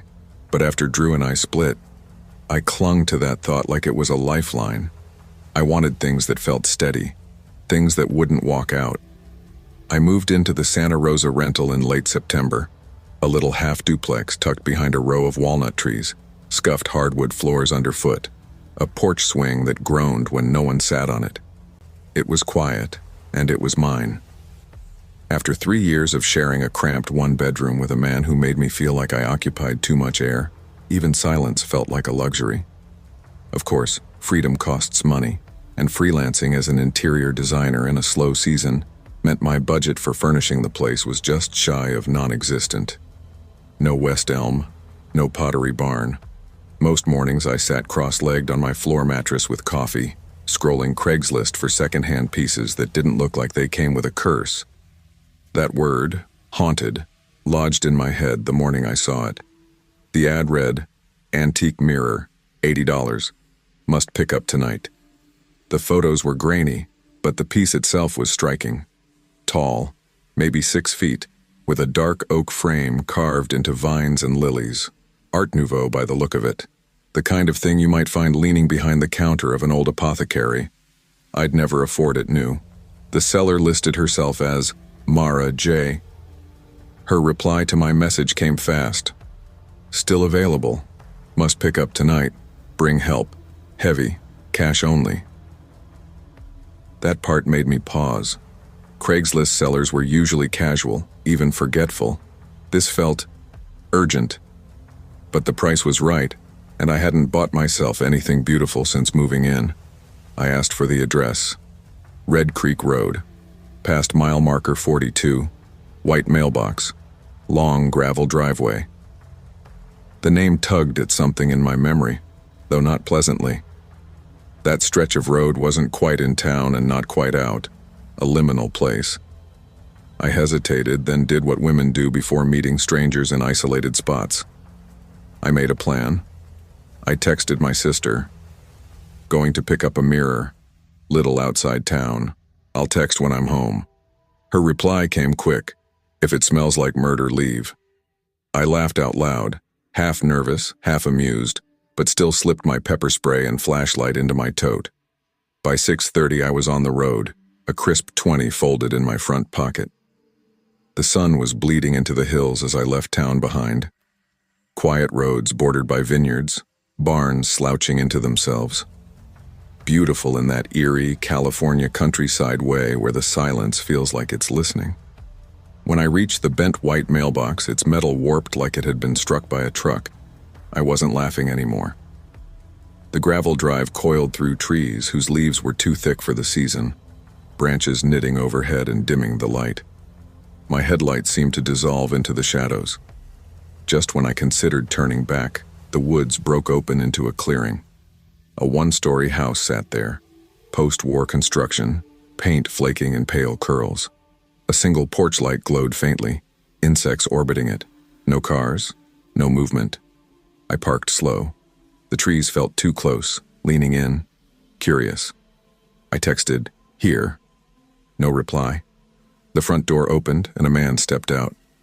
Overalls, denim jacket, gray at the temples but not old. His frame was solid. Someone who split logs for fun. He just stared until I rolled my window down. "You here for the mirror?" His voice was flat, unblinking. "Yeah," I said. "Is Mara here?" "She's inside," he answered. "I'm her brother, Wade." The temperature seemed to drop in that instant, the air sharpening against my skin. Still, I got out, because I didn't want to be rude, because the mirror was a steal, because fear is easier to ignore than to show. The porch steps moaned under my boots. Wade didn't widen the door, just turned and walked in. He expected me to follow, and I did, though every nerve in my body was whispering, "Don't." The smell hit me first, damp wood and old carpet left to mildew. Not overwhelming, but enough to register. Inside, a single bare bulb dangled from the living room ceiling, its faint flicker accompanied by a low buzz. No rugs, no curtains, just yellowed walls and uncovered windows. Furniture amounted to a folding chair and a crooked side table. Not lived in, just occupied. Recently. "She's in the back," Wade said without looking at me, pointing to a hallway that stretched farther than seemed possible for the house's size. I lingered near the doorway. "Is Mara okay?" "She's resting. Long day." His voice had no edges, like it was read from a page. "You ready? Mirror's set up for you." I swallowed and stepped forward. My boots thudded softly on the boards. Wade didn't follow, but I could feel his eyes anchored to my back. I scanned for signs of life. Shoes, a purse, a jacket by the door. Nothing. No scent of food, no fridge hum. Just stillness. The hallway narrowed, its bare walls pulling me toward the single partially open door at the far end. An amber glow spilled from the gap. The air felt heavy, like the house had drawn in a breath and was waiting to see what I'd do. I glanced back. Wade was there, closer than before, standing perfectly still, like he'd drifted forward without making a sound. I stepped into the room. No Mara, no furniture, no windows, just the mirror. It stood on the far wall, taller than it had seemed in the photos, tilted forward as if someone had just stepped away from adjusting it. The carved oak frame was even more intricate up close, lilies and vines etched deep enough to catch shadows. But it wasn't the craftsmanship that made me stop. It was the glass. It didn't reflect me. Not at first. It was dark, like looking through smoked glass into another room entirely. Slowly, the reflection began to take shape. The walls, the floor, me. And then, faint but certain, I saw them. Smudges. Palm prints. Pressed from the inside. Someone had been trying to get out. My stomach turned cold. That's when I noticed the sticky note. A small square of yellow, taped to the upper right corner of the mirror. Its edges curled, the ink scrawled in a quick slanted hand. "Don't turn around. Walk out fast." I froze. My heartbeat was so loud it drowned out the hum of the single light bulb overhead. And then, breathing. Not mine. Slow, deliberate. close enough that I could feel the shift of the air on the back of my neck. "Where's Mara?" My voice sounded too casual, too light for how my chest was tightening. "She's resting," Wade said behind me. The exact same tone, the exact same words as before. I smiled without thinking. Reflex politeness, survival instinct. "Oh, okay. I think I left my cash in the Jeep." He didn't move, didn't answer, just stood there blocking most of the hallway. My hand closed around my phone inside my coat pocket. "Just 1 second."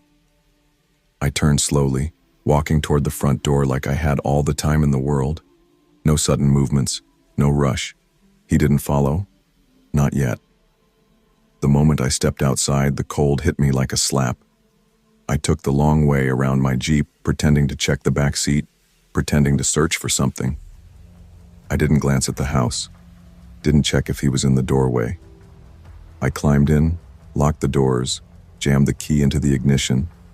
The porch light hummed behind me. No footsteps, no sound. I backed out fast, gravel spitting from my tires, and didn't ease off the gas until I reached the main road. That's when I saw it, just off to the right, where the trees nearly touched the edge of the road. A steel burn barrel, hidden behind branches, a faint column of pale smoke curling into the dark. I glanced for a second. Inside, blackened wood, melted plastic, and God, something that looked like a purse, or what was left of one. Red leather, buckled front, the kind I'd seen in vintage shops. I didn't stop, didn't take a picture. I just drove. I didn't call 911 until I was back in town, parked outside a gas station, my forehead pressed to my hands. When I finally told the dispatcher, I kept my voice steady. The mirror, the man, the note, the address. I left out the part about my legs trembling so badly I could barely hit the brake. That night I left every light on. My cat hid under the bed and wouldn't come out. 2 days later, a deputy called back. The house was empty, furniture gone, no mirror, no sign of Wade, no Mara J in the county records. Craigslist listing deleted. Could have been a squatter, he said. Could have been a fake name. File a report, nothing more they could do. I still had the sticky note. I'd shoved it into my pocket without thinking. That night I taped it to my fridge, not as a keepsake but as a warning. I stopped using Craigslist, went back to big box stores and online catalogs. Etsy sometimes. Facebook Marketplace if I needed a deal, but only porch pickups, only in public places, and no mirrors. I thought I'd forget. That's the lie we tell ourselves after a close call. Time will blur it. But the body remembers. The next week I couldn't sleep through the night. I'd wake at 3 or 4 a.m., certain I'd heard footsteps or a door shifting.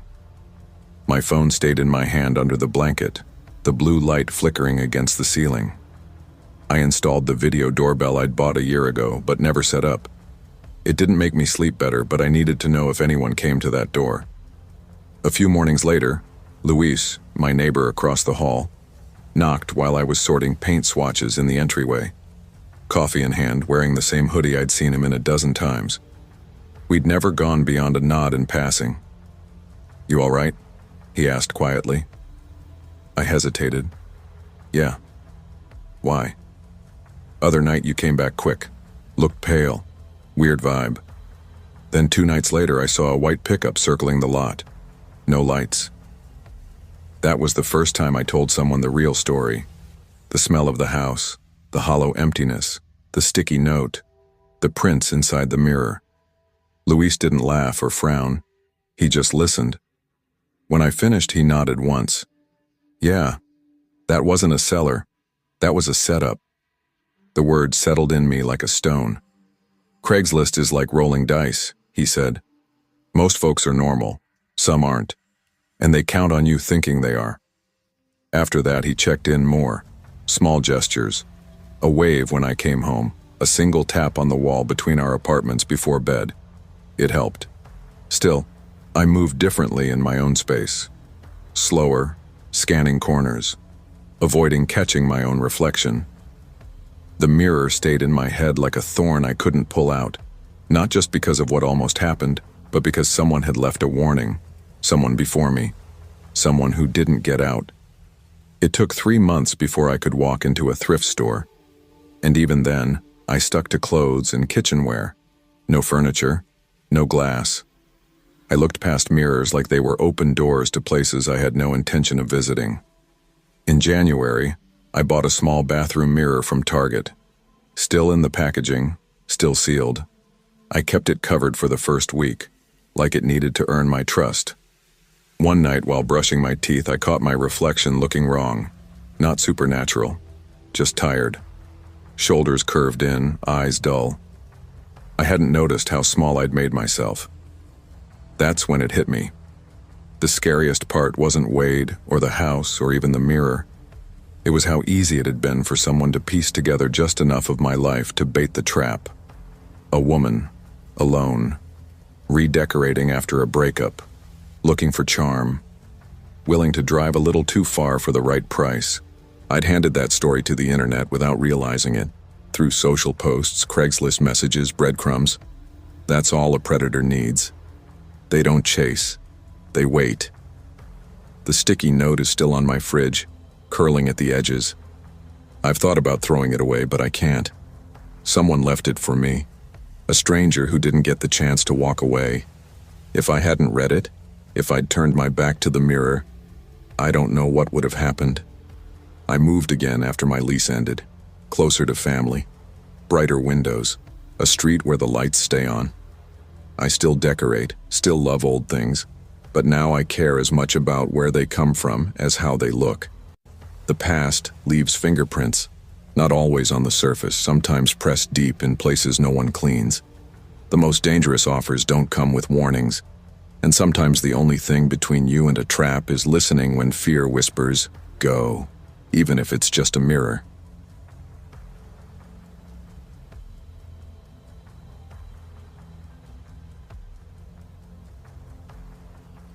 Long before I met Mr. Kenny, I was already sinking, just not in any way people could see from the outside. I was 22 and broke in the real stomach-hollow way. Not, I need to watch my budget, broke. Not, maybe I shouldn't order takeout, broke. I had exactly $947 to my name, a handful of loose change under the couch cushion, and half a pack of ramen shoved in the corner of my cousin Calvin's pantry. Calvin was 3 years older, already working full-time at a sheet metal shop, already irritated that my couple of days on his couch had somehow stretched into 3 weeks. We weren't close. I didn't have many people left to ask. He'd only agreed to let me stay on one condition: don't bring in any weird Craigslist crap. That morning I opened every gig app on my phone, scrolled, refreshed. Nothing. Nobody was looking for a college dropout who'd lasted 1 semester at Lackawanna before bailing, and whose last warehouse job had ended when restructuring cut half the staff. I was sick of lying in application messages, pretending to be the kind of person worth hiring. Then I saw it. Help needed. Light outdoor work. $100 cash. Lunch included. Must be okay with dogs. 3 to 4 hours max. No experience required. Call before 10 a.m. I stared at it for a long time. It felt like bait. Too simple. Too neat. But I was hungry enough to bite. I called. The voice on the other end was warm, almost grandfatherly. "Theo, is it? I'm Mr. Kenny. You sound polite. That's rare these days. Thank you for calling." He explained it was just some yard work, clearing vines, moving old fence panels. "I make soup from scratch," he added. "Don't worry, nothing weird, you'll be well fed." That's when I should have hung up. The fact that he felt the need to say, "nothing weird." But I didn't, because I needed the money. The place was off West Mountain Road, right where the houses thin out and the tree line presses in. Not completely isolated, but far enough that if you screamed, nobody would hear unless they were already on the porch. The gravel driveway was long and uneven, with weeds curling in from both sides. The house looked tired, paint chipped and flaking, gutters sagging, porch steps soft-looking in places. From behind a side gate, a massive dog barked, a deep, hoarse sound that rattled in my ribs. The chain around his neck clinked with every lunge. Kenny opened the front door in tucked-in slacks and a neatly ironed shirt, like he'd been expecting a dinner guest, not someone to rip thorns out of his yard. "Theo, right?" he said, smiling like we'd known each other for years. "You look young. That's good. Energy matters." I nodded, trying to return the smile. He handed me a pair of gloves that looked older than me and pointed toward the overgrown backyard. "Start with the vines near the fence, the ones with thorns. Just take your time." The dog barked again. Kenny glanced at him. "Don't mind Sherman. He's all noise." I got to work. The gloves were too thin and the vines weren't really vines, they were brambles. Thick, wiry things that clung to my sleeves and fought every tug. Twice I sliced my hands on hidden thorns, the sting sharp, the blood quick. After maybe 40 minutes, Kenny came out with lemonade in a glass cup. Not a plastic bottle, not a paper cup, something out of a kitchen cabinet like this was a tea party. "You can take breaks inside if it gets too hot," he said. "Sherman's chained, he won't bite." But I didn't want to go inside. Not yet. Something about the house. It wasn't anything I could point to, but it made my skin prickle. I needed the 100 though, so I stayed bent over the fence line. The sun climbed, slow and punishing, baking the yard in heavy humidity. Sherman barked less now, maybe bored of me. I had cleared almost half the fence when Kenny came out again, this time empty-handed. "You close with your family, Theo?" he asked, like we were mid-therapy session. "Not really," I said, prying a stubborn vine from the base of a fence post. "No girlfriend?" I shook my head. "Nope." He nodded slowly, like that meant something. "Sometimes it's easier alone. That's all right. Not everyone needs someone." He lingered nearby, watching my hands more than the yard. After a few minutes, he smiled. "I make a great chicken soup. Lunch is almost ready." "Thanks," I muttered, my stomach tightening with hunger now. He didn't head back inside. Instead, he tilted his head. "You ever sleep in your car?" I straightened up, blinking at him. "No. Why?" "Just wondering," he said, still smiling. "Sometimes life corners you and you end up sitting in a hot parking lot with the windows cracked wondering, how the hell did I get here?" I wiped sweat from my forehead. "I'm good, really." "Of course," Kenny said, smiling again. But it was a different kind of smile this time. His mouth was doing the work, but his eyes stayed flat like they were looking through me. By noon, I'd cleared the fence line and had started stacking old, splintered wood by the shed. That's when I heard him call from the back door. "Come eat before it gets cold." I hesitated, Calvin's warning crawling back into my head. Don't go in anyone's house. Craigslist is where caution goes to die. But my stomach was hollow, my head buzzing from the heat. The work had been legit so far, so I figured lunch would be too. Inside, the air was still.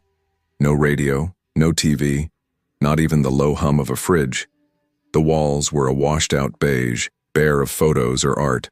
No signs of a life lived, just a thin rug under a table and a wall clock that ticked so loud it almost felt like it was inside my head. He served soup in a heavy ceramic bowl, chicken, celery, carrots, exactly like he'd promised. "Don't worry," he said again, smiling in that too calm way. "Nothing weird." I didn't laugh. I just kept my eyes on the floor and ate fast. "You're good with your hands," Kenny said. "You around more often?" I shrugged without looking up. "Guess so." "Strong back, reliable. I could use someone like you." I kept my spoon moving, trying to keep it casual. "I just need the cash right now." "Oh, of course, of course." I scraped the bottom of the bowl, stood up. "I should head out. My cousin needs the car by 3. That was the first time the smile slipped from his face. "I thought you needed money." "I do, I'm just on a schedule." His eyes didn't change, but something about the way he was standing, hands loose at his sides, made the hairs on my neck stand up. "Hope your cousin's okay," he said. "A boy came by a couple months ago just like you. Didn't finish the job either." I didn't answer. I just stepped toward the door. He didn't try to stop me, didn't even move, just stood there smiling faintly like we both knew something I wasn't going to say out loud. I walked fast down the gravel driveway, my pulse thudding in my ears. That night I lay on Calvin's couch, staring at the popcorn ceiling, trying to shake the way Kenny had said, "I thought you needed money." At 10:42 p.m., my phone lit up with a text from an unknown number. "If you're still hungry, I have another shift. This time no vines, just stories." I blocked it without replying. The next day, I was back on Craigslist. Not because I wanted to be, but because rent and groceries didn't care about bad vibes. And there it was again. Same ad, same wording. Only now it said $120. Must be okay with dogs. Repeat applicants welcome. My chest sank. I flagged it. That night I told Calvin. He gave a low whistle. "Don't come back from gigs like that. You're lucky, man." "Lucky how?" I asked. "There's guys out there who look normal, nice even, but they're just waiting. Craigslist is perfect for them. Cheap, quiet, off the books. Who's gonna track a missing yard worker? You?" I didn't sleep much after that. Over the next week, I kept trying to bury the whole thing, but it stayed with me. Not fear exactly, not even trauma, just a weight. I found myself watching people more closely, their smiles, the way they stood, the pauses in their sentences. I noticed every ad that sounded too good to be true, and I realized how thin the line really was between a $100 gig and a headline that starts with "Unidentified remains found." Kenny never texted again, at least not from that number, but the ad kept showing up. Sometimes the pay was higher, sometimes "must be okay with dogs" was replaced with "comfortable in secluded settings." Each time I flagged it, Craigslist never replied. They don't. It's like screaming into a well. I wish I could say I found proof, news articles, missing person reports, but real life doesn't work that clean. Sometimes you just leave a house knowing in your bones that something was wrong. I never went back, never replied.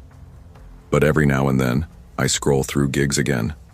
Not because I'm broke anymore, but because I can't help it. The ads are always there. Different names, same rhythm, quick work, cash in hand, lunch included. I don't apply now. I've got a part-time delivery job that turned into full-time, a room I rent, decent meals. But if you ever find yourself broke, tired, down to your last few bucks, telling yourself, "It's just a few hours of work," I hope you remember this. Some jobs don't pay in cash. Some doors should never open. And if someone tells you nothing weird before you've even asked, walk away. Desperation clouds judgment, but instincts, they're all you've got. Listen to them. Always.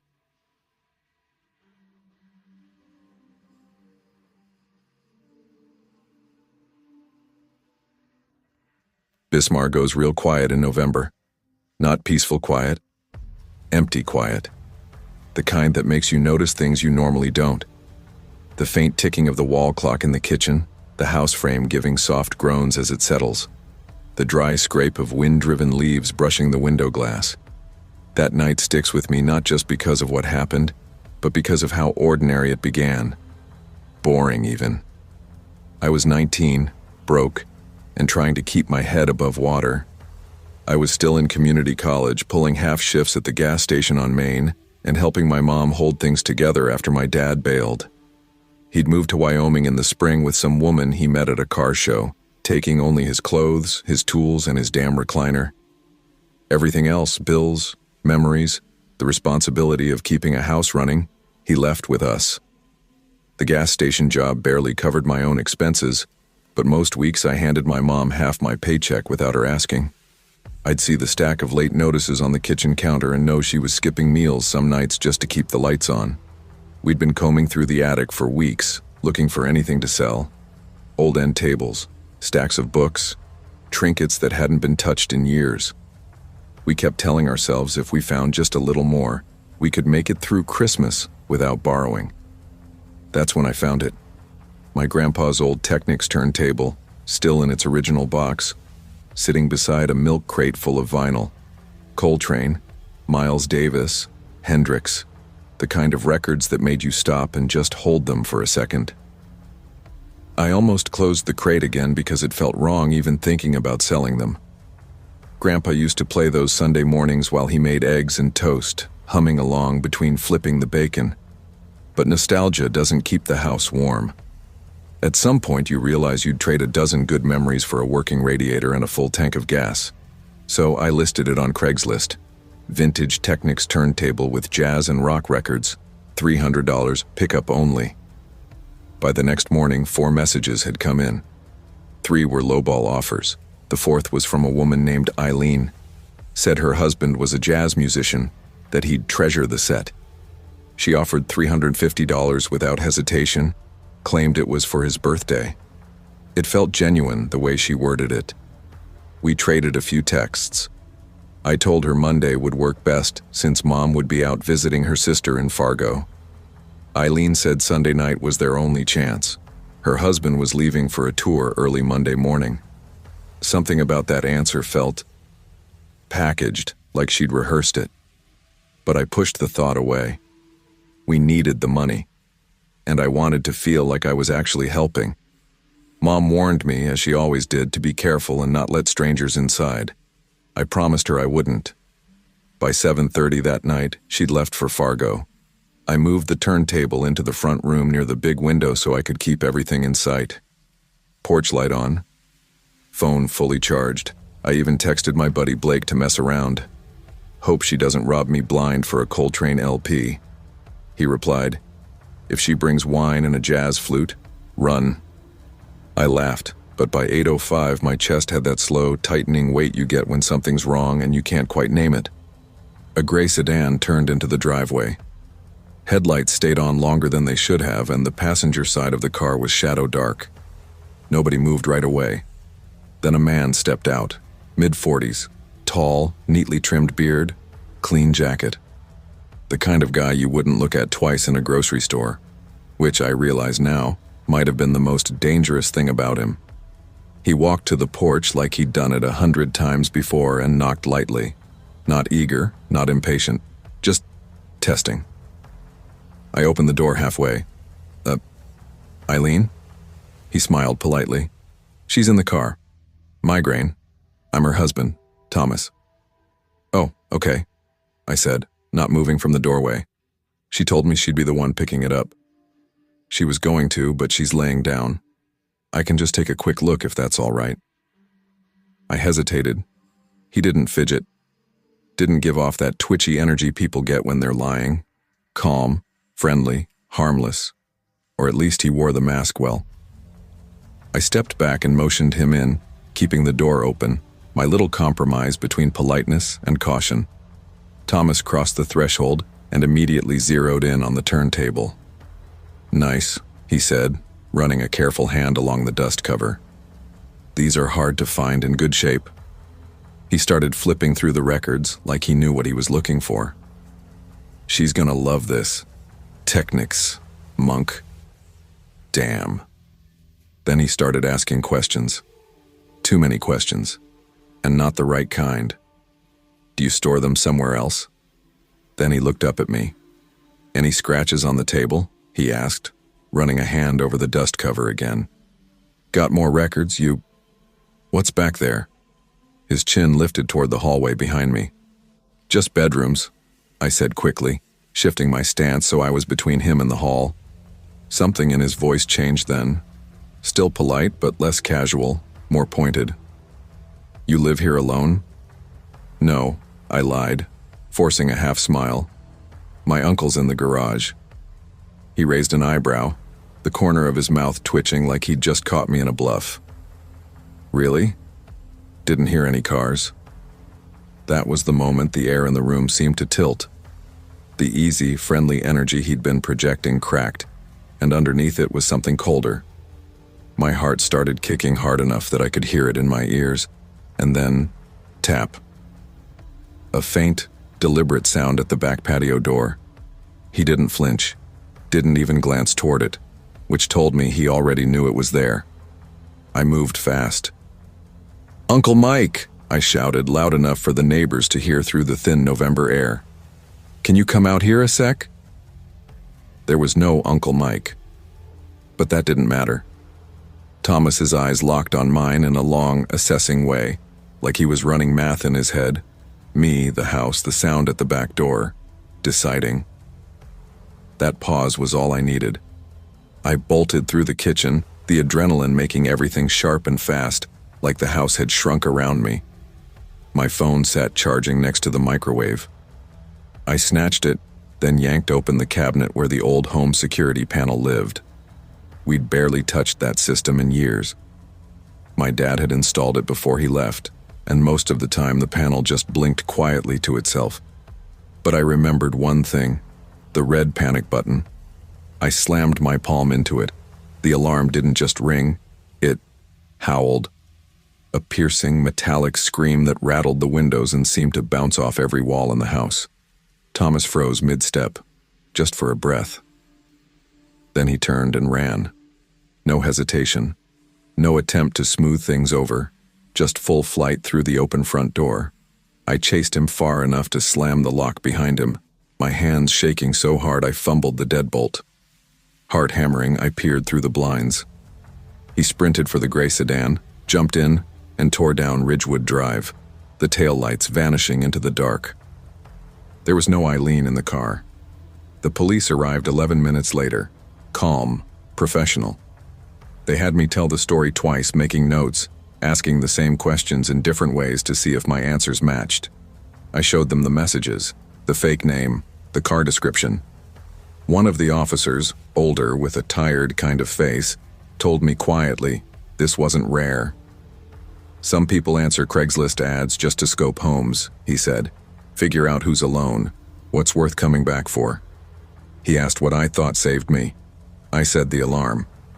He shook his head. "Trusting your gut," he said. The alarm just sealed the deal. I didn't sleep that night. My mom got home at dawn, and I told her everything. She cried, not out of fear, but because I hadn't asked her to stay home. The records went back into the attic. The turntable, too. No more Craigslist for a while.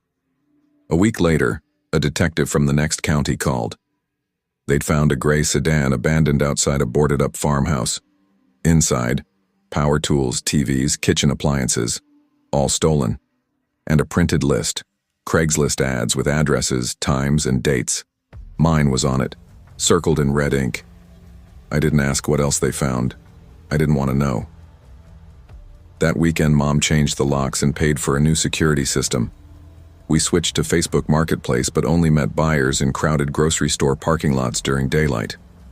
I started using a fake name for listings, made a burner email, and even took a self-defense course with Blake. No one was ever arrested. The police said they had enough to file a report, but not enough to charge anyone. Craigslist doesn't verify accounts. And Eileen was probably just a name he picked off the top of his head. Sometimes I think about how quickly it all turned. How polite he'd been, how clean-cut, how safe he'd looked.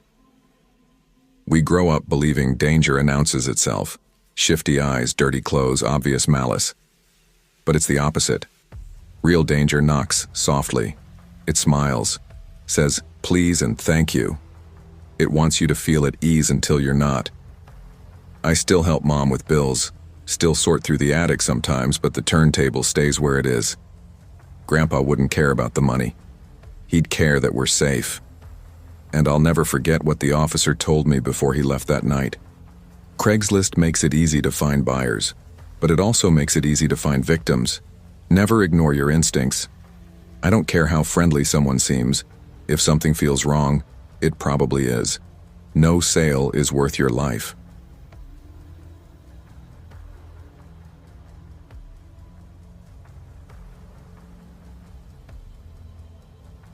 People like to say you find yourself after a breakup, like it's this clean cinematic moment where you start wearing linen shirts and drinking green juice. They don't tell you how it actually happens.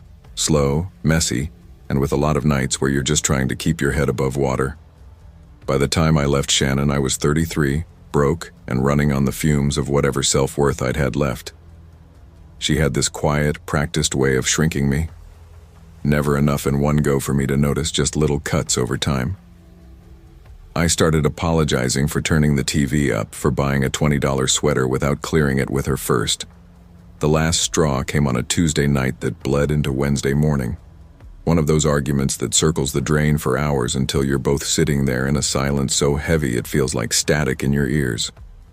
I packed a single duffel and left before the sun even hinted at coming up.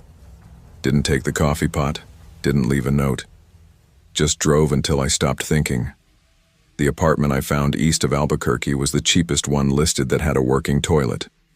1 bedroom, beige carpet, ceiling fan that wobbled like it had something to say but was too tired to get the words out.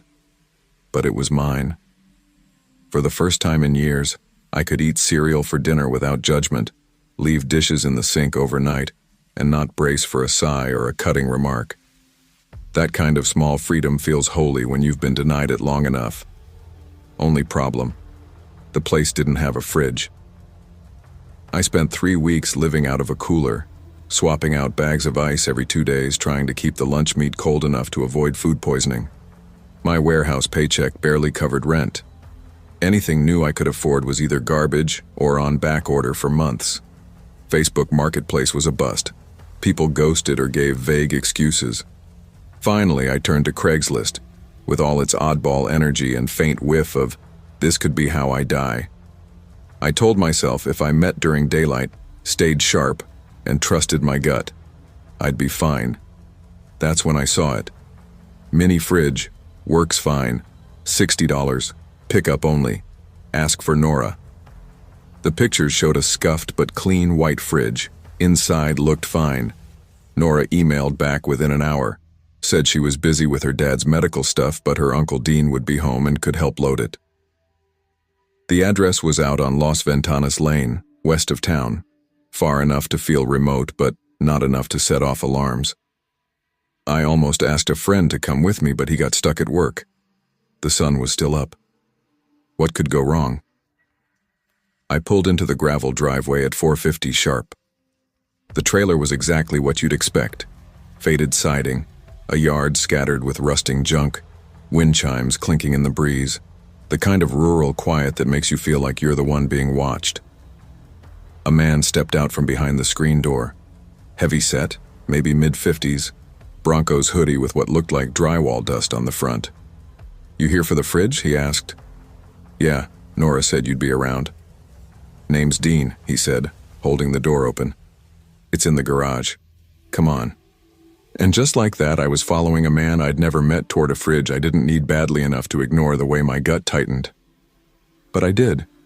The garage was a standalone metal shed, big enough for 1 car. The overhead door was rolled halfway up, rattling in the wind. Inside was dim, lit by a single bare bulb dangling from a cord, swaying just enough to make the shadows shift like something breathing. The air smelled of sawdust, rubber, and rust.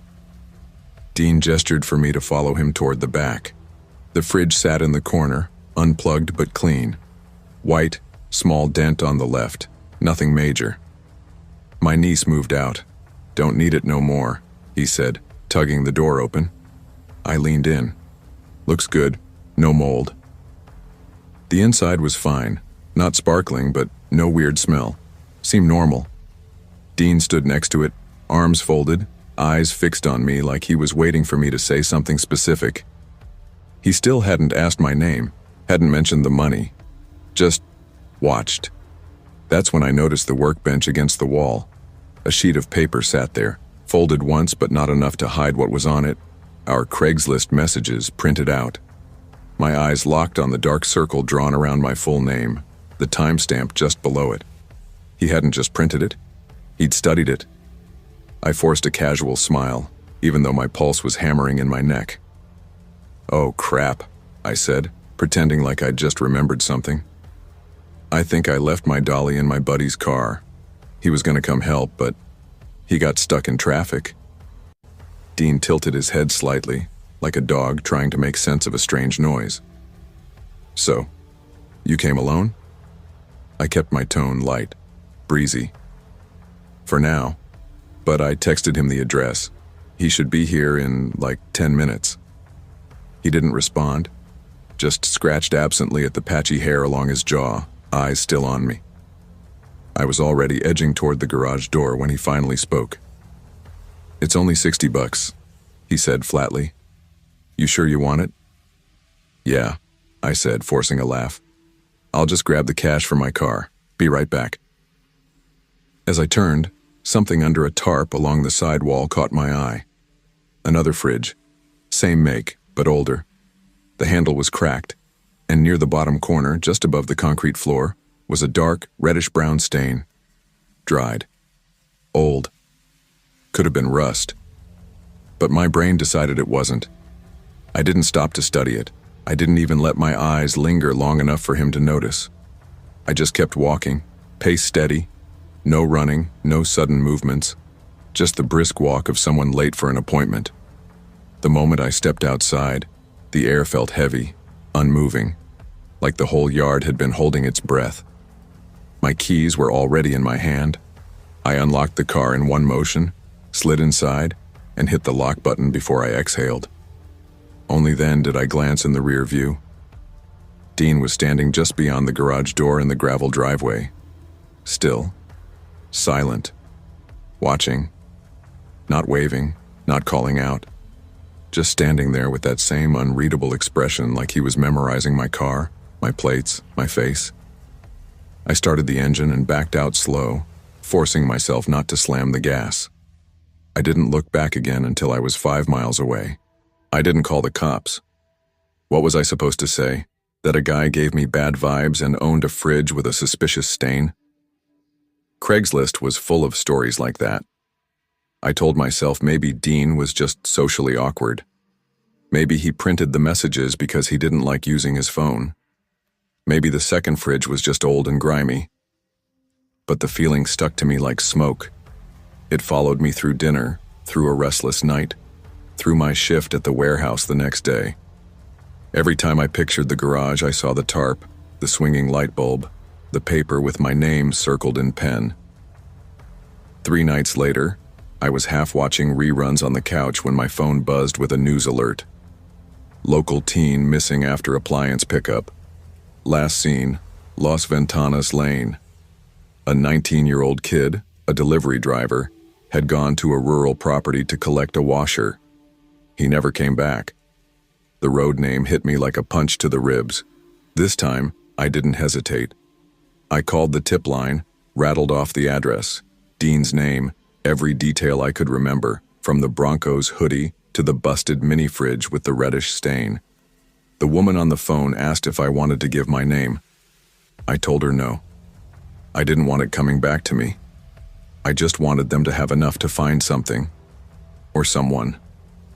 A week later, I was checking local news obsessively. The update I found was buried under small-town crime briefs. Police investigate property on Las Ventanas Lane. Residence empty. Garage padlocked.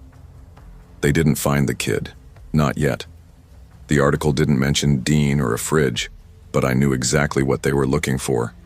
I knew what I'd walked away from. Some of my friends roll their eyes when I tell the story. One laughed and said, "Maybe the guy was just weird. Not everything's a horror movie, dude." Maybe. But every time I open my own fridge now, bright white light spilling over milk cartons and Tupperware, I see that garage. I see the tarp. I see the paper with my name in bold ink. And I think about the kid who never came back. It's been over a year. I don't touch Craigslist anymore. Eventually, I found a decent fridge through a neighbor, paid $100 and dragged it upstairs alone, back screaming the whole time. Worth it. I still live in that little one-bedroom east of Albuquerque. The ceiling fan still wobbles. The carpet still smells weird after it rains. But it's quiet. It's safe. It's mine. And sometimes, when I've had a few drinks, I tell the story. Not for laughs, not for drama, just so someone else knows.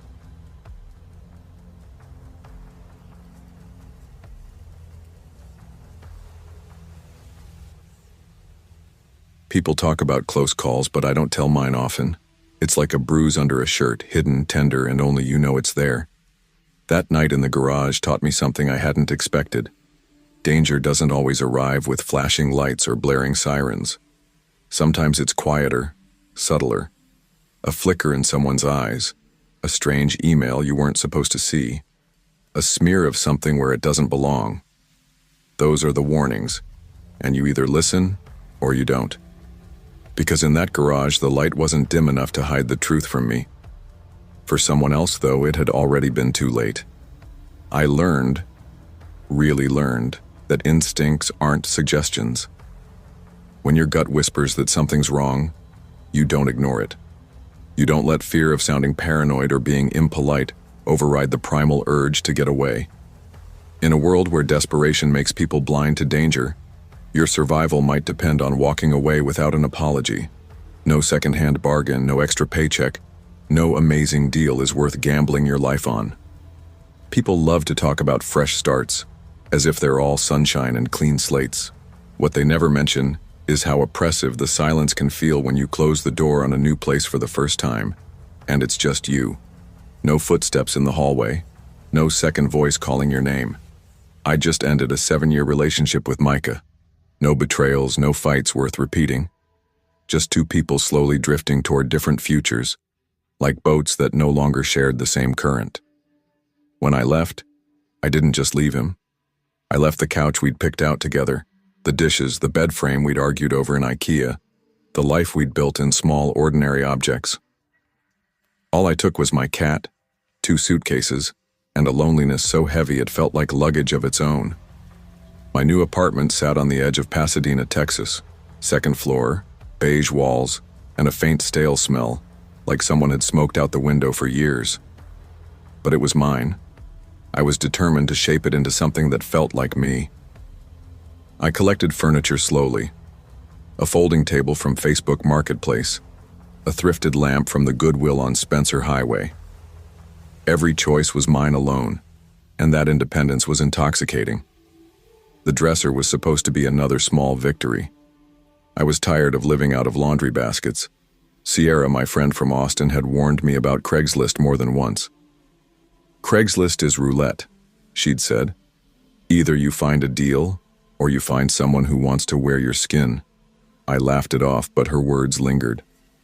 Then I saw it. Solid wood, 6 drawers, just one handle missing, $30, will help load. Posted only hours earlier. The seller's name was Eli. He replied to my first message almost instantly. Too instantly. His tone was friendly, but overly curious for a used furniture exchange. Where's your place? Upstairs or down? You alone? Just so I don't waste my brother's time. I told myself he was just being practical about moving something heavy. Cautious but not paranoid, I suggested meeting somewhere public. The abandoned Payless parking lot off Crenshaw, just before 7.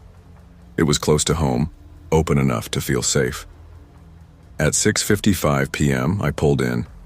There he was, white van parked in the far corner near a busted light post, driver's door open, Eli standing like he'd been waiting a while, tall, calm-looking, maybe late 30s. Windbreaker zipped up despite the heat, 82 degree, and a smile that didn't quite touch his eyes. "You Callie?" he asked. "Yeah," I said, stepping out, my keys threaded between my fingers. "You got the dresser?" "Right in the back." He gestured toward the van.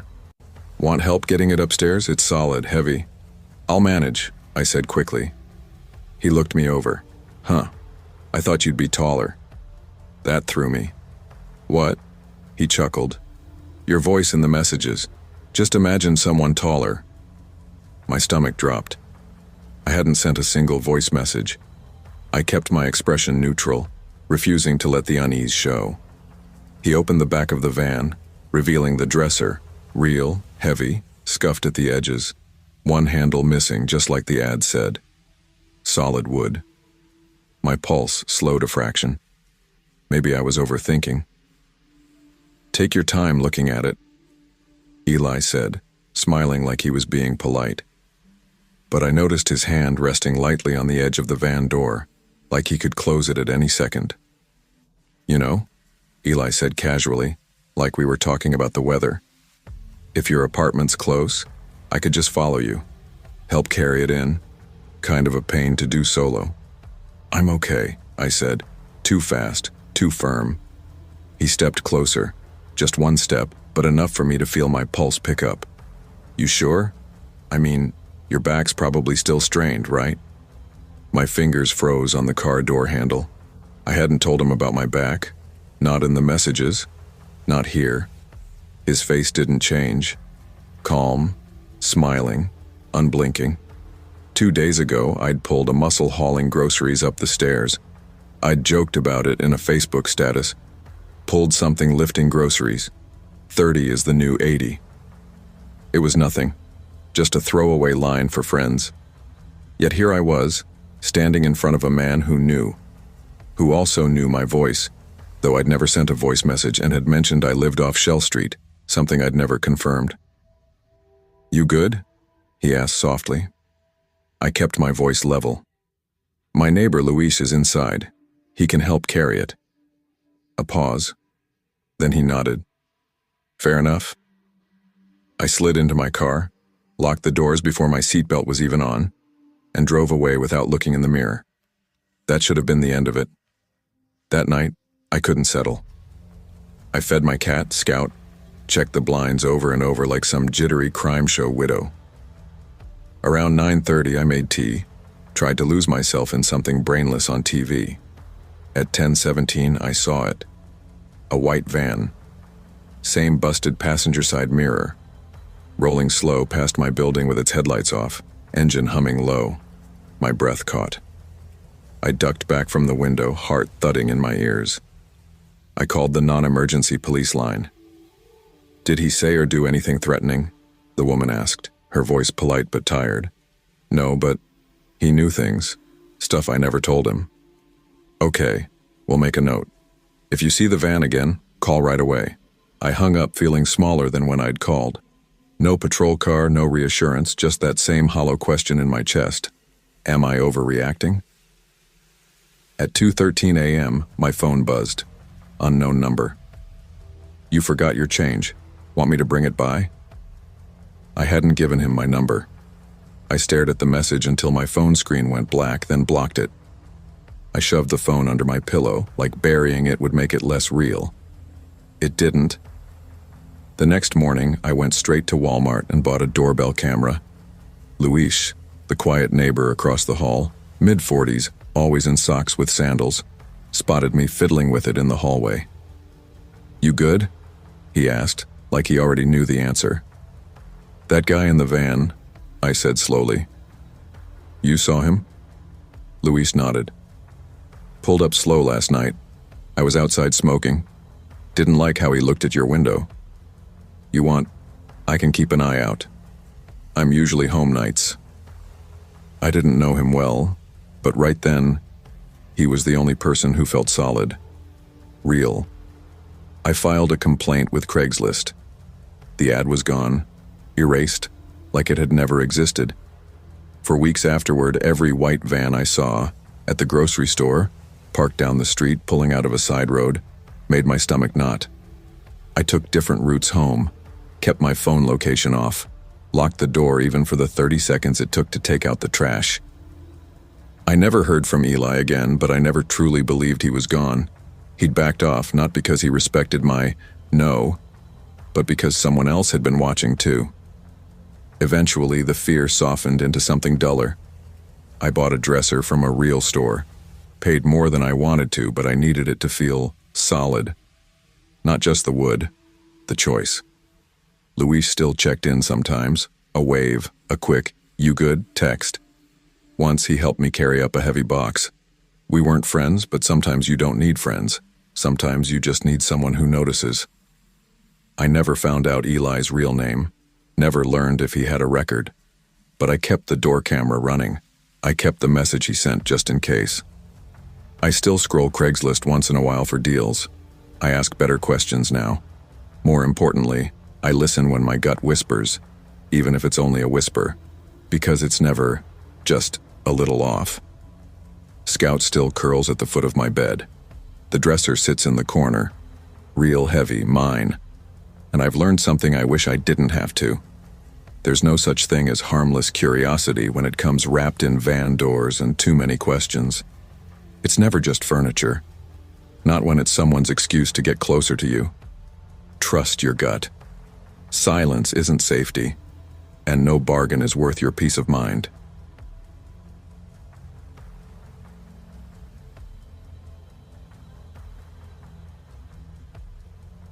There's a kind of loneliness no one really warns you about. It's not dramatic or jagged or the sort that leaves you sobbing into a pillow. It's quieter than that. It's waking up and realizing you haven't heard your name spoken gently in days. It's walking home in the dark and knowing that nobody, anywhere, is wondering if you made it back safely. When my last relationship ended, I didn't fall apart. I wasn't shattered or heartbroken, more like worn down, running on fumes, quietly relieved it was over. But even relief has shadows. There was still a part of me that ached for someone to really see me.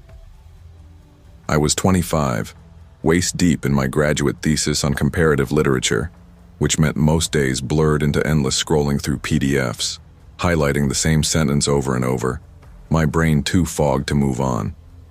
My roommate, Callie, was my lifeline. She was everything I wasn't: outgoing, sharp-witted, quick to cut someone down with a joke but in a way that made you laugh anyway. Protective, too. Once, over a bottle of cheap wine, she said, "If you ever date again, make sure he's never used the word enlightened to describe himself." I laughed and agreed, partly because my last boyfriend had, and she knew it. This whole thing started because I needed a bookshelf. Nothing fancy, just something sturdy enough to hold my battered poetry books and the pile of secondhand journals I kept picking up at thrift stores. Walmart furniture had failed me twice already, collapsing in slow, humiliating stages, so I turned to Craigslist. That strange little corner of the internet where things still feel unpolished and human. The listing was simple: gently used oak bookshelf, $25, still smells like wood polish. Perfect for books or plants, can deliver locally. I messaged the seller. His name was Drew. He offered to drop it off at my apartment, but I wasn't about to give my address to a stranger. Instead, I suggested we meet at a coffee shop off Prince Avenue. Saturday, 2:15 p.m., February 10th. He pulled up right on time in a dusty hatchback, the bookshelf wrapped neatly in a blue moving blanket in the back. He looked like someone who might spend afternoons sketching strangers without asking. Wavy brown hair that curled near his collar, a faded denim jacket, hands marked with faint ink stains. "Didn't think it'd be this small," I said, eyeing the shelf. "Didn't think you'd be this pretty," he replied instantly. It was the kind of line that should have made me cringe, but there was something in his tone, gentle, almost teasing, that made it land differently. Harmless, almost sweet. We sat outside with coffee afterward, talking for longer than I expected. We traded stories about weird professors, our shared hatred of self-checkout machines, the joy of musty bookstores that smell like mildew and history. He told me he did freelance art projects. "I like not being pinned down," he said. "That must be freeing," I offered. "You seem real," he said suddenly. The words caught me off guard. Not in a threatening way, just like they fit somewhere deep I didn't know was empty. I smiled and looked down at my cup. He asked for my number before we left. I gave it to him without hesitation. That night, Callie frowned when I told her. "Number? No. That's how people disappear. You met him on Craigslist." "He's fine," I said, shaking my head. It felt normal. Normal. Better than normal. I didn't yet understand that sometimes normal wears a disguise. The next day, Drew texted me. It started with a meme about pretentious coffee orders, then a song link, then a short list of books we both hated for the exact same reasons. His messages had this unforced thoughtfulness, like he'd somehow gotten hold of a manual to my mind. He made me laugh, real laughter, the kind that leaves your stomach aching and your eyes wet. He never pried too quickly, never pushed for personal details, just observed. Whenever his name lit up my phone, Callie would arch an eyebrow. "You're glowing," she teased one night. "Is this a bookshelf romance?" "Stop," I said, rolling my eyes. But the phrase stuck with me. Bookshelf romance. Quiet, slow, unfolding in the edges of my life. The next weekend, coffee turned into a walk through North Campus. We meandered into a bookstore, taking turns picking the most ridiculous titles on display and reading the blurbs in exaggerated dramatic voices. Hours slipped away without me noticing, until my phone buzzed with a text from Callie. "Kidnapped yet?" That night, Drew sent me a playlist. Soft guitars, aching lyrics, and songs I'd loved in high school but hadn't thought about in years. It felt like he'd reached into a part of me I'd quietly sealed off. Something tender, unguarded, and long forgotten. I didn't overthink it. I didn't want to break whatever was happening. After months of feeling like I had to explain myself, defend myself, or shrink to keep the peace, being with someone who just listened, who didn't twist my words or treat me like I was too much, felt like stepping into warm light after weeks of fog. When he texted late at night, I always answered. If he said he liked hearing me rant about the poems I hated, I'd give him more. Whole paragraphs of irritation, each complaint a tiny offering. He never pressed for more than I gave. That restraint felt like oxygen. After what I'd been through, the absence of cruelty felt almost like kindness, and I clung to that. I never gave him my address. We only met on foot, always in public. It wasn't that I didn't trust him exactly. It was that I didn't trust the part of me that wanted to. Still, when he told me, "You make the world feel less fake," I let myself believe it.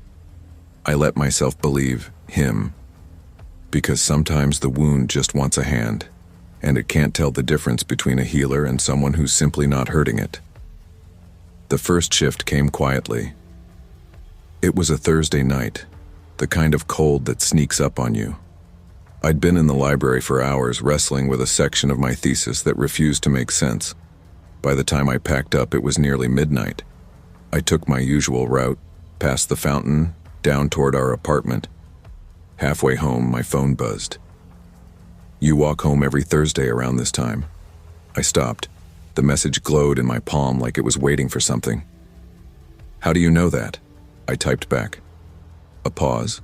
Then, "I was passing by. Thought I saw you." I turned a slow circle on the sidewalk. Nothing behind me. No headlights, no footsteps. Just the hiss of leaves and the faint electric hum of the nearest street lamp. My throat felt tight. "That's kind of weird, Drew. Just means I care." I didn't answer. My heart was still pounding when I reached our building and buzzed myself inside. Upstairs, Callie was curled on the couch in sweatpants, eating cold noodles straight from the carton. "You okay?" she asked. "Yeah, just tired." I tossed my phone onto the table like it was something that could burn me. She didn't buy it, but she didn't push either. That night, I couldn't sleep. My thoughts spun in loops I didn't want to follow. Had I told him about my Thursday nights at the library? Had he asked, or had he been watching? And if he'd been watching, for how long? The playlist, the compliments, the gentle pace. It all started to feel like set dressing. Like someone had staged the perfect version of himself and invited me in. I thought about blocking him. I didn't. The truth was I'd liked him. Not just liked. I'd needed him, or at least the idea of him. Pulling that apart meant admitting I'd let myself believe in something that wasn't real. The next day, I stayed silent.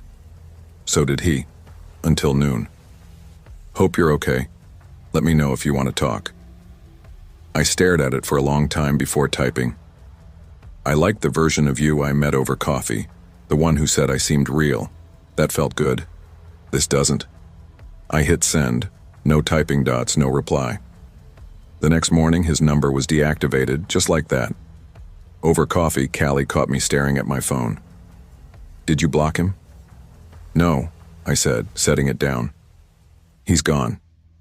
She didn't ask more. She just slid a pastry toward me. Someone who doesn't feel like a question mark. That's what you deserve. And that was it. I kept the bookshelf. I thought about selling it, but I didn't. It sits in the corner of my room now, lined with poetry collections and stubborn houseplants that refuse to die. I still play the playlist sometimes, not because I miss him, but because it reminds me of that strange week when I started to hope again, even if it ended with an empty echo. People can vanish fast. I never learned Drew's last name. Never saw another Craigslist post from him. He became a file in my mind labeled Caution, with a subfolder called Sometimes Longing. Callie and I moved 3 months later. I stopped walking past that coffee shop. Athens stayed the same, humid, noisy, thick with memory, but I had changed. I started listening to how people ask questions, noticing whether curiosity came from care or collection. I learned that being seen can feel good even when the gaze isn't real. I learned that loneliness has a pull, and it can drag you toward any flicker of warmth. And when you're starving for connection, a flicker can look like a doorway, even if it's just a mask. Not everyone who sees you truly sees you. Sometimes the most convincing kindness is just another costume. Trust your instincts, not just your heart. Love should never arrive wrapped in mystery. And when someone makes you feel like a question instead of an answer, you leave.